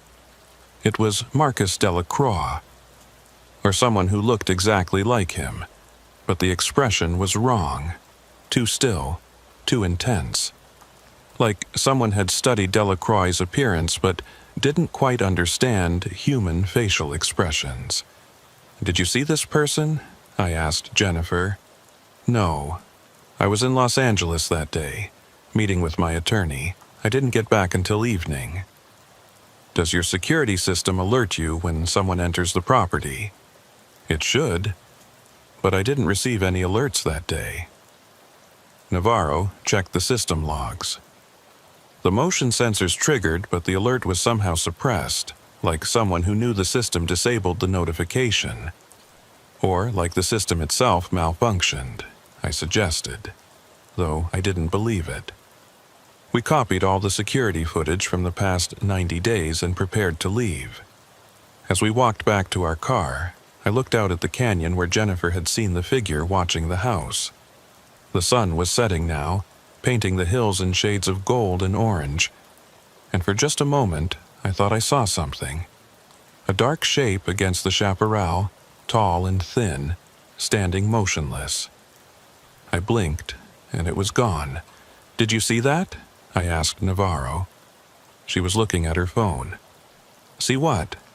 "Nothing, just a shadow." But as we drove down the winding road back toward the Pacific Coast Highway, I couldn't shake the feeling that we were being watched, and that whatever Marcus Delacroix had been investigating, it was still active, still present, still waiting. Back at the office, we set up a case board in one of the conference rooms. Photos, timeline, witness statements, security footage stills. Everything we had on the Delacroix disappearance, old and new. Navarro had been going through the original case file and found something interesting. "Look at this. In the weeks before Delacroix disappeared, there were 3 other unusual incidents in the Malibu area. A real estate agent reported seeing a client's car parked at a property showing, but the client claimed they'd never been there. A restaurant owner reported the same person ordering takeout on the same night through different delivery services. And a local resident called the sheriff to report seeing her neighbor's car in 2 different locations at the same time. Multiple witnesses reporting similar phenomena," I said. "All in the same geographic area, all within the same time frame. That's not coincidence." "No, it's not. But what is it? Mass hallucination? Some kind of elaborate hoax?" I studied the map we'd created, marking each incident. They formed a rough circle, approximately 5 miles in diameter, centered on the area where Delacroix's car had been found. "We need to canvass this area, talk to long-term residents, see if anyone else has experienced these inconsistencies." Over the next 3 days, we interviewed dozens of people who lived or worked in the Malibu canyons. Most had nothing unusual to report, but a few, a handful of people who'd been in the area for 10 years or more, described experiences similar to Delacroix's, seeing the same person in multiple locations, electronic equipment malfunctioning in specific ways, a feeling that time itself was behaving strangely. One witness, a retired aerospace engineer named Robert Quinn, who lived on a property adjacent to where Delacroix's car was found, had particularly detailed observations. "I've been documenting anomalies in this area since 2007, he told us, showing us notebooks filled with dates, times, and descriptions. Compass readings that don't match satellite GPS, cell phone signals that drop in specific locations for no apparent reason, and thermal imaging showing heat signatures where nothing visible exists." "Thermal imaging?" I said. Quinn nodded. "I was a systems engineer for defense contractors. I have access to equipment most civilians don't. About once a month, usually at sunset, I do a thermal scan of the canyon, and consistently I've detected human-sized heat signatures in an area about half a mile from here, up in the hills. But when I hike up there to investigate, there's nothing. No people, no animals, just empty brush. Can you show us this location?" "Of course, but I should warn you, the readings are inconsistent. Sometimes they appear, sometimes they don't. And when they do appear, they don't behave like normal thermal signatures. They're too consistent, too static. Real humans fluctuate in temperature, move, change position. These signatures just exist." Quinn agreed to conduct a thermal scan that evening. We met him at his property at sunset, armed with Bureau-issue thermal equipment as well. If there was something generating heat signatures in those hills, we were going to document it properly. The sun was just touching the horizon when we climbed to a vantage point overlooking the canyon. Quinn set up his equipment. Military-grade thermal imaging with a range of several miles. Navarro and I did the same with our equipment. "The signatures usually appear right around now," Quinn said, adjusting his scanner. "In about 5 minutes, as the ambient temperature drops." We waited. The sky darkened, going from orange to purple to deep blue. The temperature dropped noticeably as the sun disappeared below the ocean. And then, on my thermal display, they appeared. 3 heat signatures, human-shaped, standing motionless about 800 yards up the canyon. They were bright on the display, suggesting body temperatures consistent with living humans. But Quinn was right. They were too static, too perfect. No movement, no variation in temperature across the body, just 3 identical thermal profiles. "That's impossible," Navarro said, checking her own equipment. "I'm seeing them too, but look at the visual spectrum." She pulled out high-powered binoculars and focused on the location where the thermal signatures were appearing. Through the binoculars, there was nothing there, just empty hillside and chaparral. "Thermal with no visible presence," I said. "That shouldn't be possible. Anything generating that much heat should be visible, especially at this distance." "Unless it's not in our visible spectrum," Quinn suggested. "Some kind of radiation we can detect thermally but not optically." We documented everything. Multiple thermal cameras, all showing the same signatures. Visual spectrum cameras showing nothing. GPS coordinates precise to within 3 meters. And then, after approximately 5 minutes, the signatures faded and disappeared. "This happens regularly?" I asked Quinn. 2 to 3 times a week for the past several years. Always the same location, always the same pattern. I reported it to various authorities over the years, but no one took it seriously. "Did you know Marcus Delacroix?" "Only in passing. We'd wave when we saw each other on the canyon roads. But about a month before he disappeared, he came to my property and asked if I'd seen anything unusual. I showed him my thermal data, and he got very excited. Said it confirmed what he'd been experiencing. He asked to borrow some of my equipment, said he wanted to do his own investigation." "Did you lend it to him?" "Yes. A portable thermal scanner and a high-resolution digital camera. He returned them about a week later, thanked me, but wouldn't tell me what he'd found. Said it was too dangerous to involve other people. I thought he was being paranoid. Now I'm not so sure." We thanked Quinn and headed back to our car. As we drove down the canyon road, Navarro voiced what I was thinking. Whatever Delacroix was investigating, it's real. We've got multiple witnesses, physical evidence, and now our own documentation of anomalous phenomena. This isn't psychological, and it's not a hoax. But what is it? I said. Thermal signatures without visible sources. Time, inconsistencies, people seeing doubles of themselves. I don't know. But I think we need to bring in some specialists, people who deal with unusual phenomena. I knew what she meant. The FBI had resources for cases that fell outside normal investigative parameters. Resources I'd never needed to use before. But this case was clearly beyond standard methods. When we got back to the office, I called Assistant Director Merrick and requested access to what was informally called the X-Files Division, the unit that handled unexplained phenomena. Merrick listened to my briefing without interruption, then said something that surprised me. "We've had that area flagged for years," he said quietly. "Intermittent reports of anomalous activity. Nothing we could confirm. But Marcus Delacroix's disappearance was what really got our attention. We suspected it was connected to the phenomena, but we couldn't prove it, and we couldn't explain it. So what do?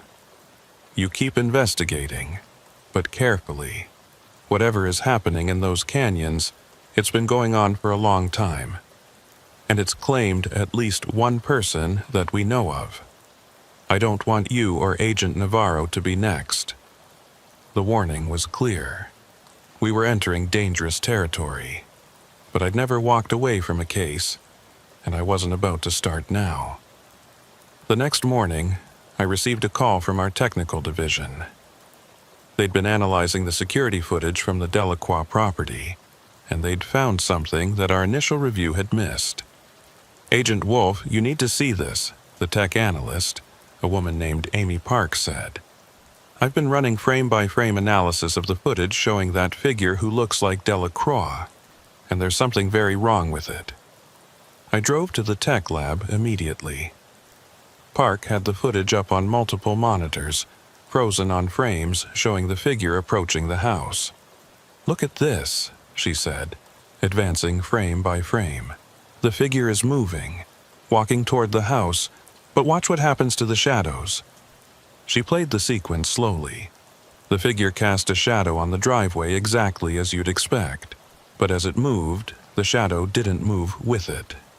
Instead, the shadow stayed in place for a fraction of a second before snapping to the new position, like a video game character with lag.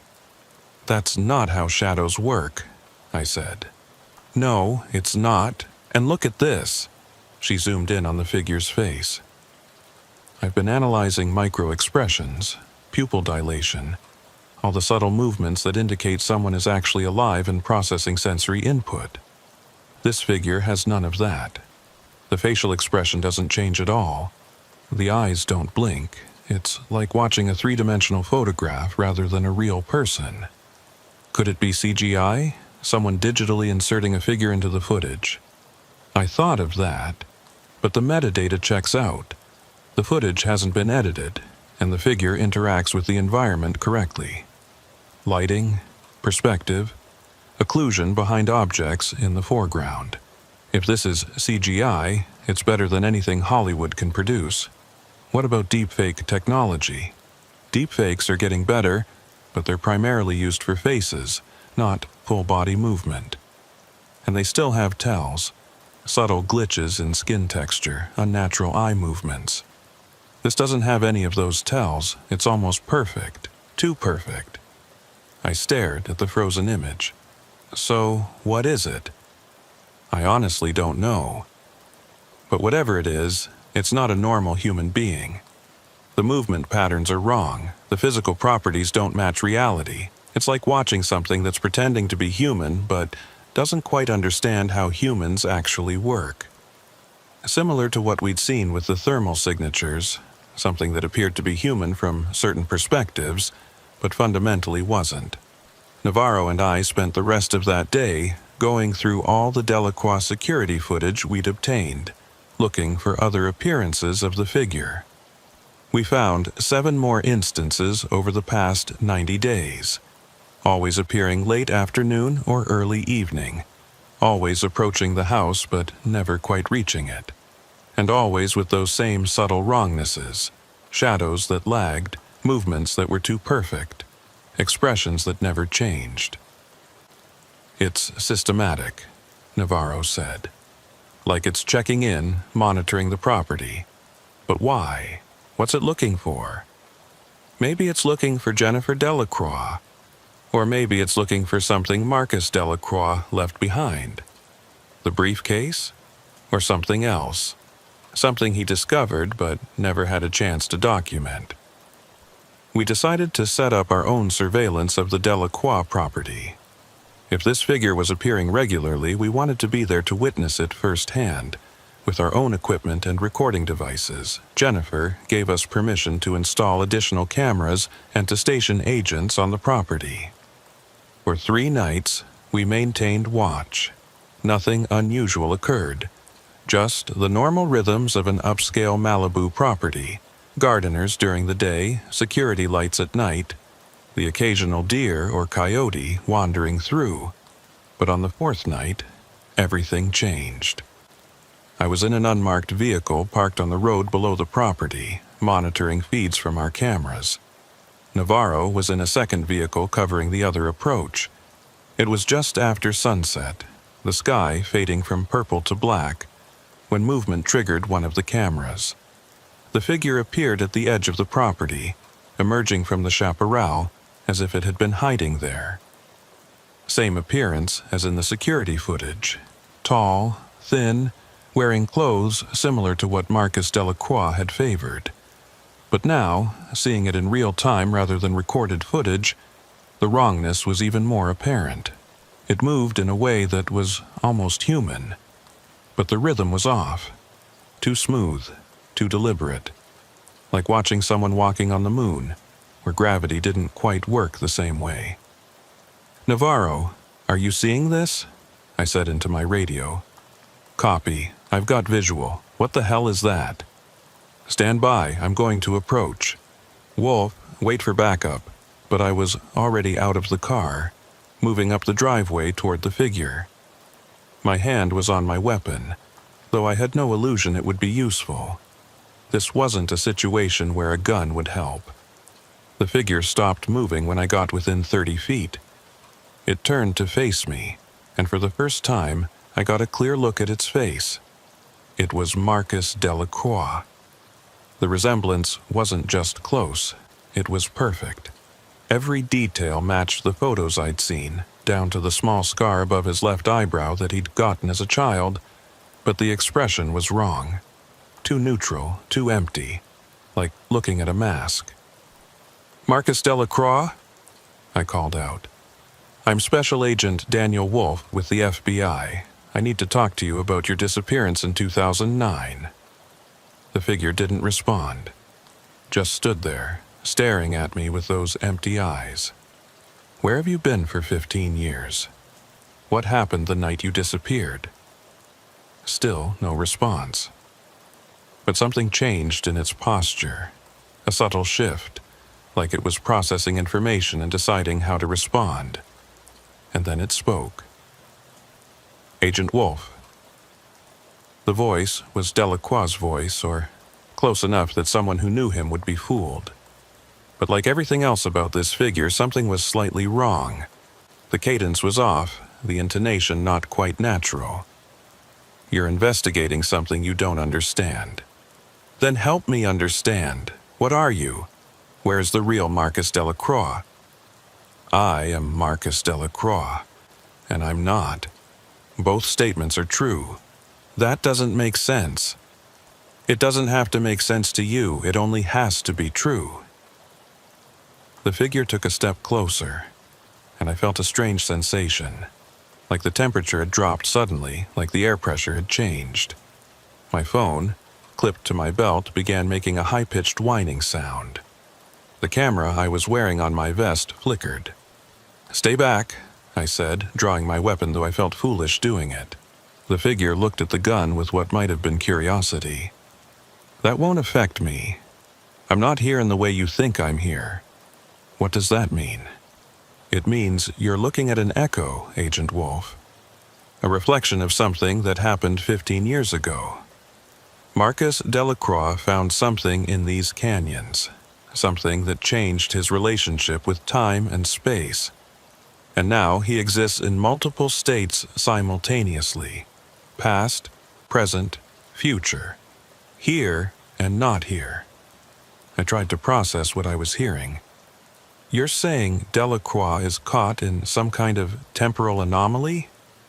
I'm saying he found a door and walked through it. And doors work both ways. Sometimes what he is now looks back at what he was then. That's what you're seeing. A version of Marcus Delacroix looking back from where he is now. Where is he now? Everywhere and nowhere. Spread across time like light through a prism. He can see all of it, everything that was, everything that is, everything that might be. But he can't come back. The door only opens one way. The figure began to fade. Not walking away, not turning, just becoming less solid, less present, like a photograph left too long in sunlight. Wait, I said. Where is this door? Can we close it? Can we bring him back?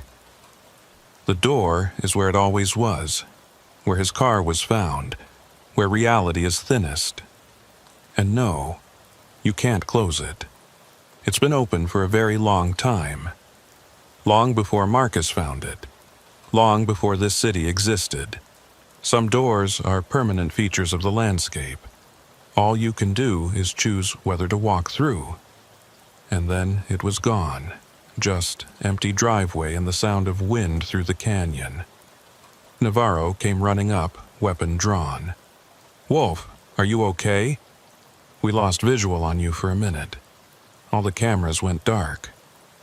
I'm fine, but we need to get to the Canaan Doom overlook, now. We drove at speed up the canyon road, emergency lights flashing. The overlook where Delacroix's car had been found was a small parking area carved into the hillside, with a spectacular view of the Pacific. It was empty when we arrived, lit only by a single streetlight and the glow of the moon on the water. I got out and walked to the edge, looking out at the canyon. Somewhere nearby was the location where the hiker had found Delacroix's briefcase. Somewhere nearby was whatever the figure had called the door. What are we looking for? Navarro asked. I don't know. Some kind of anomaly. Something that doesn't belong. We used our flashlights to search the area, moving carefully through the brush. For 20 minutes, we found nothing unusual. Just rocks, chaparral, the occasional piece of litter from hikers who'd ignored the no dumping signs. And then I felt it. A cold spot. Just like Rachel Porter had described in her Griffith Park case. Just like the other agents who'd dealt with unexplained phenomena reported. A pocket of air that was 15 degrees colder than its surroundings, with no apparent source. Navarro, feel this. She moved to where I was standing and immediately shivered. Jesus, what's causing that? I pulled out my thermal camera and aimed it at the cold spot.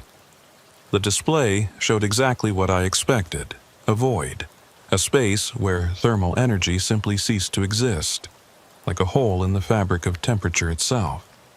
This is it, I said. This is the door that figure was talking about. A cold spot is a door? Not just a cold spot, look. I tossed a small stone into the area where the cold was most intense. The stone disappeared, not fell to the ground, disappeared, like it had passed through an invisible curtain into somewhere else. Navarro's eyes widened. Where did it go? Wherever Marcus Delacroix went, I think. We spent the next hour documenting everything. Thermal readings, electromagnetic field measurements, video and still photography. All of it showed the same thing, There was an area approximately 6 feet in diameter where the normal laws of physics didn't apply. Objects entering it vanished. Temperature readings were impossible. Even light behaved strangely, bending slightly around the edges. "We need to report this immediately," Navarro said.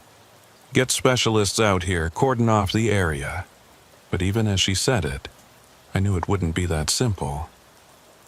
Because as we were packing up our equipment, preparing to leave, I noticed something that made my blood run cold. There were footprints in the dirt near the cold spot. Fresh footprints made within the past hour, and they led directly into the anomaly and didn't come back out. Someone had walked through while we were investigating. "Navarro, we have company." Or we had company. She saw the footprints and cursed. Who would be up here at night? Hikers don't use this trail after dark. Someone who knows what this place is. Someone who's been here before. We followed the footprints back toward the parking area. They originated from a vehicle that had been parked on the far side of the overlook, out of view from our position. Tire tracks showed it had left recently, probably while we were examining the cold spot. I called it in to dispatch, requesting traffic cameras and any patrol units in the area to watch for vehicles leaving the canyon. But I had a feeling whoever it was had already gotten away. Back at the federal building, Navarro and I briefed Merrick on what we'd found. He listened without expression, though I could see tension in his jaw. "A spatial anomaly that's been active for at least 15 years, he said when we finished. Objects entering it disappear to unknown locations, and someone other than Delacroix knows about it and is using it. "That's what the evidence suggests," I said. "Any idea who this other person might be?" "Not yet, but those footprints were size 11, male. The vehicle was likely an SUV or truck based on the tire width, and whoever it was knew exactly where the anomaly was. They walked directly to it without searching. So, someone with prior knowledge. Someone who's been there before." Merrick stood and walked to the window, looking out at the Los Angeles skyline. "I'm going to authorize a full investigation. Continuous surveillance of that overlook. Technical analysis of the anomaly. Interviews with anyone who's been in that area regularly. But Wolf, I need you to understand something. Cases like this don't get solved in the traditional sense. We don't arrest anyone. We don't close the file with a conviction. The best we can hope for is understanding what we're dealing with and limiting public exposure. What about Marcus Delacroix? If he's trapped in some kind of temporal state, then he's been there for 15 years, and unless we understand the mechanism, we can't help him. Focus on the present threat. Someone is actively using this anomaly. We need to know who and why." Over the next week, we set up round-the-clock surveillance of the Canaan Doom overlook. Agents in unmarked vehicles, hidden cameras, motion sensors. If anyone approached the anomaly, we'd know about it. But nothing happened. Days passed with no activity. The cold spot remained unchanged. No one approached it. Frustrated, I decided to take another look at Delacroix's original investigation materials. The documents from the briefcase had been thoroughly analyzed, but I wanted to see if there was anything we'd missed. One of the file folders contained correspondence, letters and emails that Delacroix had apparently been collecting. Most were routine business communications, but buried in the middle was a series of emails between Delacroix and Robert Quinn, the aerospace engineer who'd been monitoring thermal anomalies. The emails were technical, discussing measurement methodologies and equipment specifications. But one email from Quinn, dated a week before Delacroix disappeared, caught my attention. "Marcus, I've been thinking about what you said regarding the temporal inconsistencies. If your theory is correct, if there really is some kind of persistent space-time distortion in the canyon, then it would explain not just the thermal signatures but also some historical oddities I've been researching." Did you know that the Chumash people considered this area sacred, and not in the positive sense? They had warnings about certain locations, places where time flowed backward, or where the sky touched the earth. I think they encountered the same phenomenon you're investigating, just without modern terminology to describe it. I looked up the Chumash people, the indigenous inhabitants of the Southern California coast before European colonization. They'd lived in the area for thousands of years, developing a complex culture and spiritual tradition. And according to several academic sources, they did have legends about certain locations in the Santa Monica Mountains. Places that were forbidden, where reality was thin and travelers could become lost in ways that had nothing to do with getting physically disoriented. So, this anomaly had been known about for centuries, maybe longer. It wasn't something that had suddenly appeared. It was a permanent feature of the landscape, one that humans had been encountering and trying to understand for as long as they'd lived in the area. That raised a disturbing question. If the anomaly had been here for centuries, how many people had walked through it? How many had vanished like Marcus Delacroix, their disappearances chalked up to accidents or choice or foul play, when the real explanation was far stranger? I pulled missing persons reports for the Malibu area going back 50 years. The list was longer than I expected. 37 people who'd vanished without a trace in the canyons and beaches around where the anomaly was located. Most cases had eventually been closed as probable accidents. A few were ruled suicides, but none had ever been solved with actual evidence. 37 people, possibly more, if you went back further into history, before modern record-keeping. This isn't just about Marcus Delacroix, I said to Navarro as we reviewed the data. This thing has been consuming people for decades, maybe centuries.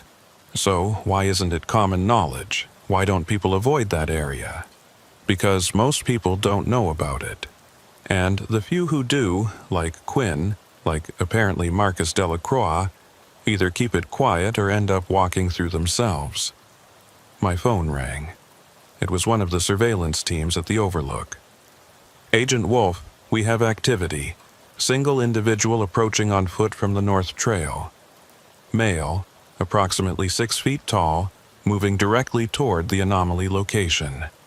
Intercept and identify. Do not let him reach the cold spot. Copy that. Navarro and I were in the car and headed toward Malibu within minutes. We pushed the speed limit on PCH, then turned onto Canaan Dume and climbed into the canyons. The sun was setting as we arrived at the Overlook. The surveillance team had detained a man in his 30s, lean and athletic, with the weathered look of someone who spent a lot of time outdoors. He was sitting in the back of one of the surveillance vehicles, cooperative but saying nothing. He's not carrying ID, one of the agents told me, but he had this. He handed me a backpack. Inside was a spiral notebook filled with handwritten notes, a digital camera, and a portable GPS device. The notebook contained coordinates, dates, and observations about the anomaly. The most recent entry was from this morning. "Who are you?" I asked the man. He looked at me with an expression that was difficult to read. Resignation, maybe, or determination. "My name is Eric Holloway, Detective James Holloway's son, and I'm trying to find my father."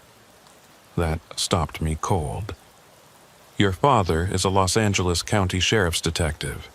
He's not missing." "No, not yet, but he will be.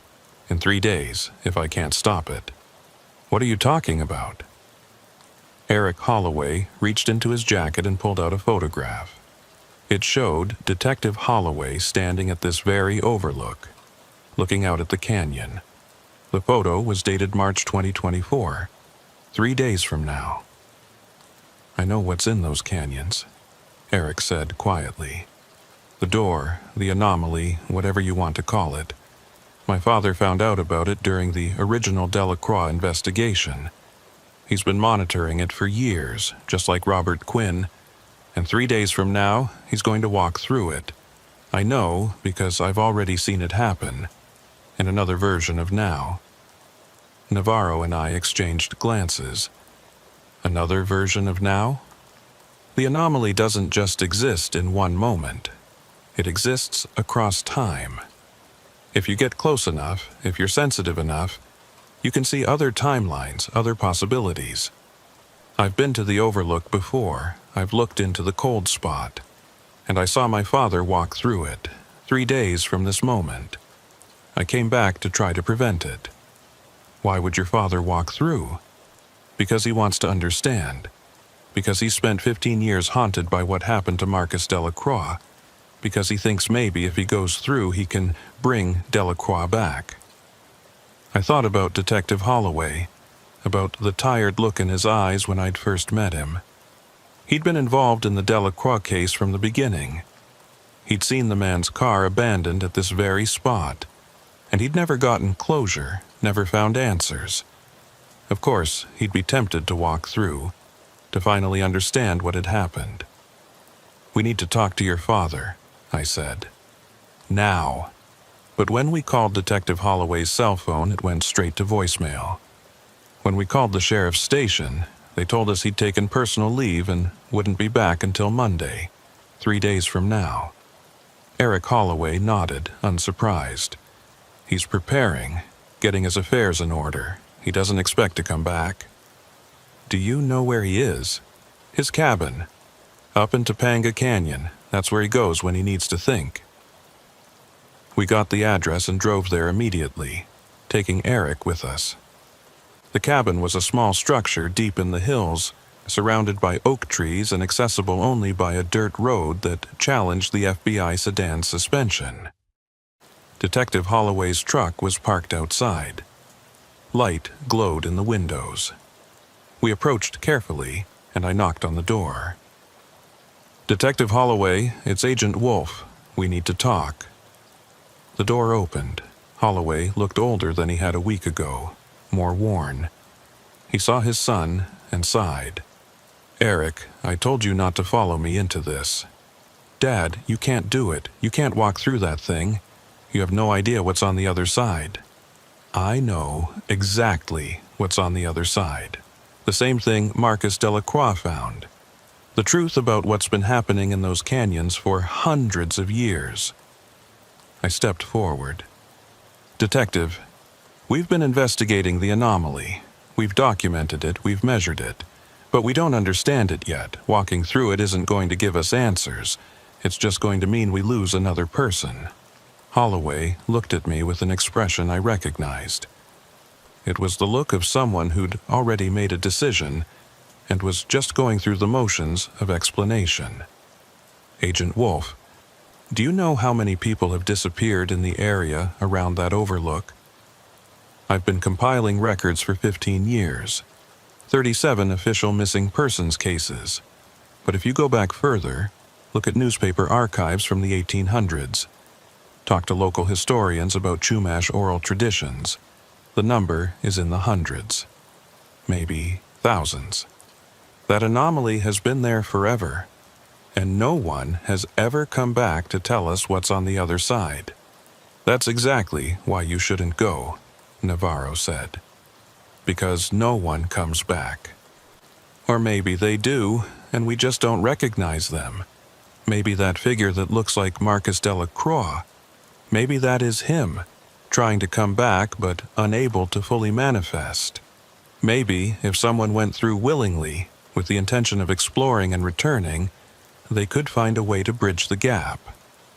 Eric grabbed his father's arm. "Dad, please. Don't do this. Mom needs you. I need you." Holloway's expression softened. "I know, son. But this has been eating at me for 15 years.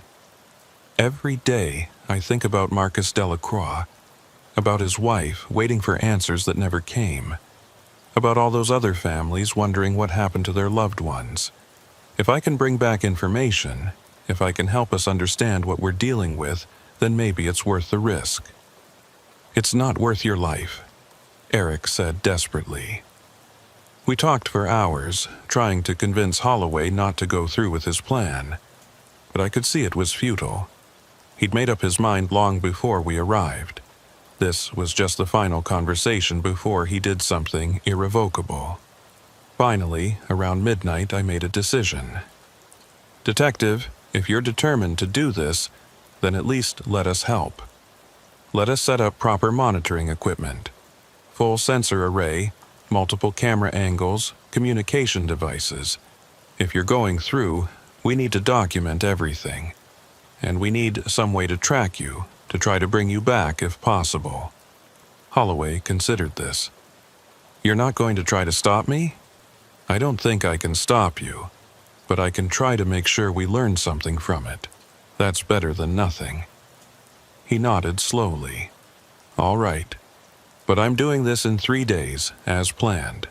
That gives you time to set up whatever equipment you need." "Why 3 days specifically?" Navarro asked. "Because that's when the anomaly is most active. I've been monitoring it for years. There's a pattern. Roughly every 2 weeks, the cold spot becomes more intense, more accessible. The next peak is in 3 days. That's when I have the best chance of successfully passing through." We spent the next 72 hours preparing for something that shouldn't have been possible. The FBI's technical division, working with outside specialists, set up an array of equipment around the Canaan Doom overlook that would have impressed a NASA mission control room. Thermal cameras, electromagnetic field sensors, gravitational wave detectors, particle counters, high-speed cameras capable of capturing millions of frames per second. We installed ground-penetrating radar to see if the anomaly extended underground. We brought in quantum physicists from Caltech to measure for any exotic particles or quantum effects.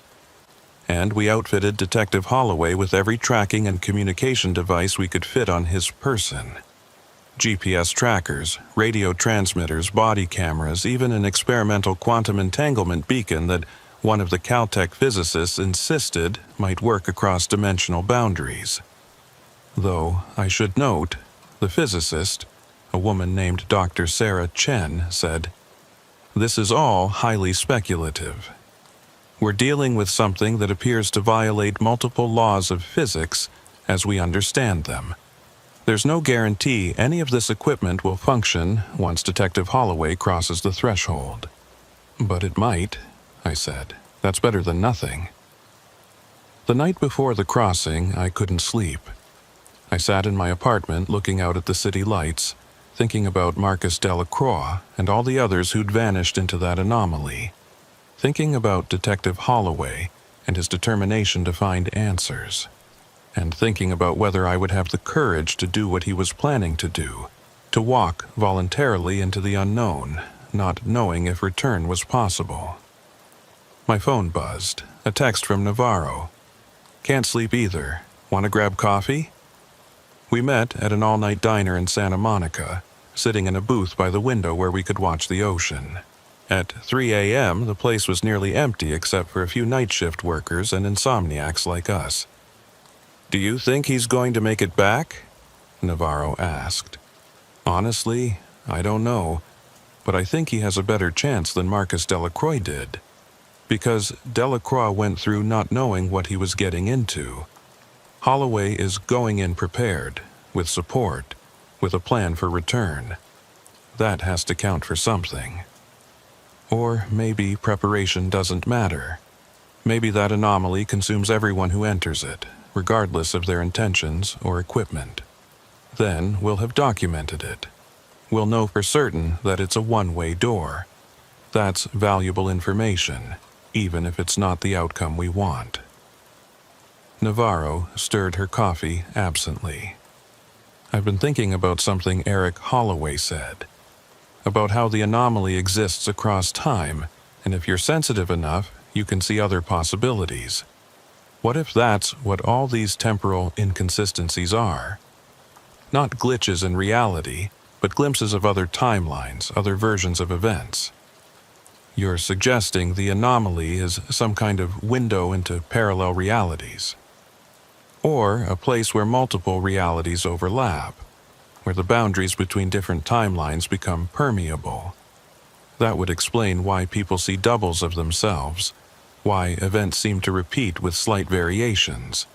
They're not seeing the same person twice. They're seeing versions of that person from different timelines. It was a mind-bending concept, but no stranger than anything else we'd encountered in this case. If you're right, then what happens when someone walks through? Do they cross into a different timeline? Or maybe they become unstuck in time, existing simultaneously across multiple realities. Like what that figure claiming to be Delacroix said, everywhere and nowhere, spread across time like light through a prism. The next morning, we drove out to the overlook at dawn. The entire area had been cordoned off, with FBI vehicles and equipment trucks blocking both ends of the road. Merrick was there personally, along with a dozen agents and the technical team.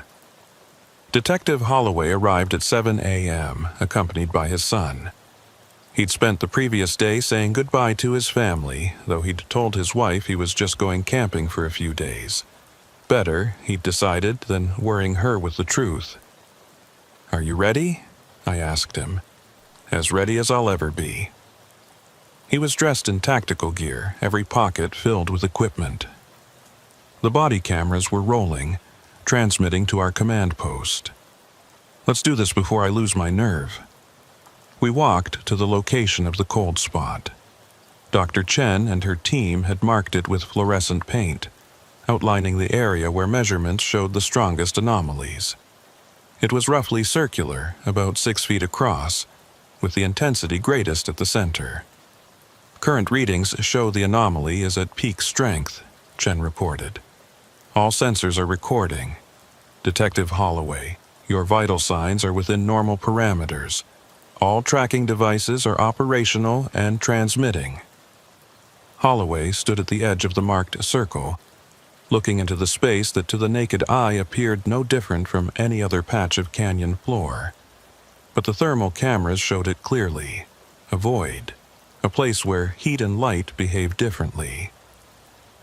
"If I'm not back in 24 hours, Holloway said, close the investigation. Don't send anyone else through. Just document what you have and move on." "We're not giving up on you," I said. "I appreciate that. But be realistic. If this doesn't work, you can't waste resources on a rescue mission that might be impossible." He took a breath, squared his shoulders, and stepped forward into the cold spot. For a moment, nothing happened. He just stood there, looking around as if confused. Then his body seemed to flicker, like a video with corrupted frames. He was there, then not there, then there again. And then he vanished. Not fell down, not walked away, just ceased to exist in our visual spectrum. One moment he was standing in the circle. The next moment there was only empty space. Every sensor went wild. Thermal readings spiked and then flatlined. EMF detectors showed massive fluctuations.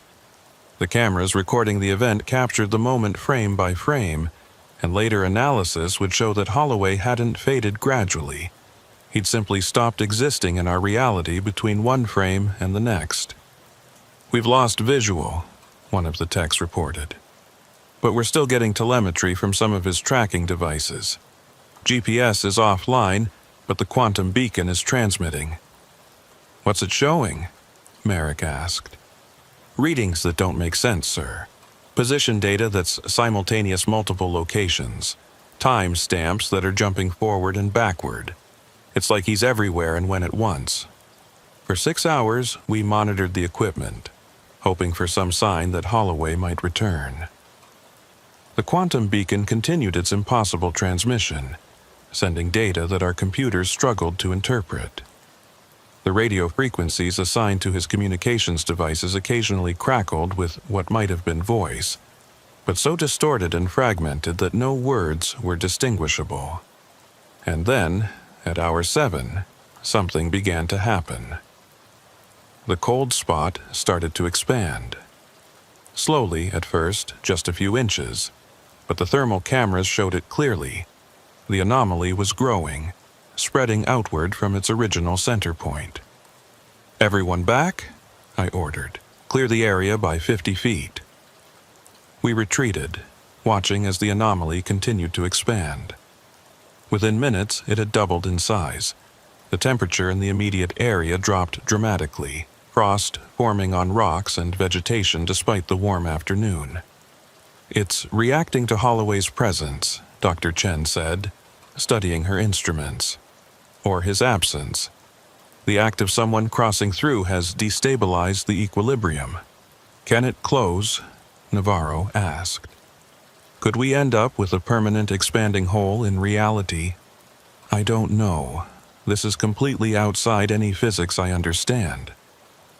The expansion continued for another hour, until the anomaly was roughly 20 feet across. Then it stabilized, holding at that size. The impossible readings from Holloway's quantum beacon became more frequent, almost like a pulse. And then, at hour 9, we got our first clear transmission. "Can hear me?" The voice was definitely Holloway's, but distorted, layered with echoes. "Not alone here, others. Delacroix is..." The transmission cut out. "Try to boost the signal," I said. "We need to hear what he's saying." The techs worked frantically with the equipment. We got another fragment of transmission 20 minutes later. "Walls between times, can see, everything that was and will be, too many possibilities." Marcus tried to come back, but static drowned out the rest. Eric Holloway was standing at the edge of our safety perimeter, staring at the spot where his father had disappeared. His face was pale, streaked with tears. "He's lost," Eric said quietly. "Just like Delacroix. Just like all the others. That thing doesn't let you come back." "We don't know that yet," I said, though I was beginning to fear he was right. He was right. For the next 12 hours, we maintained watch, recording every sensor reading, every fragment of transmission. The quantum beacon continued its erratic pulses, but no coherent messages came through. Detective Holloway had crossed into somewhere we couldn't follow, somewhere our equipment could barely detect. At hour 24, exactly as Holloway had requested, I made the call to shut down the active rescue operation. We'd keep monitoring equipment in place, but we weren't sending anyone else through. "I'm sorry, Eric," I said to Holloway's son. "We did everything we could." "I know," he said quietly. He knew the risks. He went anyway. That was his choice. But as we were packing up some of the equipment, preparing to transition to passive monitoring, something happened that changed everything. The anomaly pulsed. The cold spot suddenly contracted back to its original size, and in that instant of compression, something was expelled from it. A person, falling forward onto the rocky ground. We rushed forward.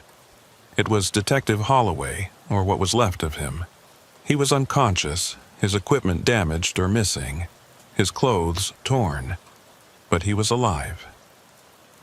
The medical team loaded him onto a stretcher and into a waiting ambulance. As they did, his eyes opened briefly, and he looked directly at me. "Found them," he whispered. "All of them. They're still there, watching us. Always watching." Then he lost consciousness again. Holloway spent 2 weeks in the hospital. Physically, he was relatively unharmed. Some dehydration, minor injuries, but nothing life-threatening. Mentally, however, he was changed. He spoke of things he'd seen on the other side of the anomaly, realities stacked upon realities, places where time flowed in multiple directions simultaneously. And he spoke of Marcus Delacroix. "He's there," Holloway told me during one of my visits. "Or a version of him is, trapped in the overlapping spaces, unable to fully exist in any single timeline. He's aware, he's conscious, but he can't come back. None of them can fully come back. The anomaly doesn't work that way. How did you get back? I asked. I don't know. One moment I was there, experiencing everything all at once. The next moment I was being pushed out, like the anomaly was rejecting me. Maybe I wasn't supposed to survive crossing over. Maybe it let me return as a warning. A warning about what? That some doors shouldn't be opened, some mysteries shouldn't be solved, because the answers are worse than not knowing. Detective Holloway spent 2 weeks in the hospital, physically unharmed but mentally shattered. He spoke of Marcus Delacroix trapped in overlapping realities, unable to fully exist in any single timeline. He's there, Holloway told me. Aware, conscious, but fractured across time. He can never come back. None of them can. The case was closed within a month. Classification level beyond anything I'd encountered. All evidence secured, all personnel silenced with NDAs I couldn't discuss, even with other agents. The Canaan Doom Overlook was designated a permanent monitoring site. Barriers erected, maps altered, a rotation of agents watching to ensure no one stumbles into the cold spot. Jennifer Delacroix still lives in that house. She reports seeing figures at sunset. Marcus, or something wearing his face, watching from the property line. She doesn't call anyone anymore. She just waves. And sometimes, she says, it waves back.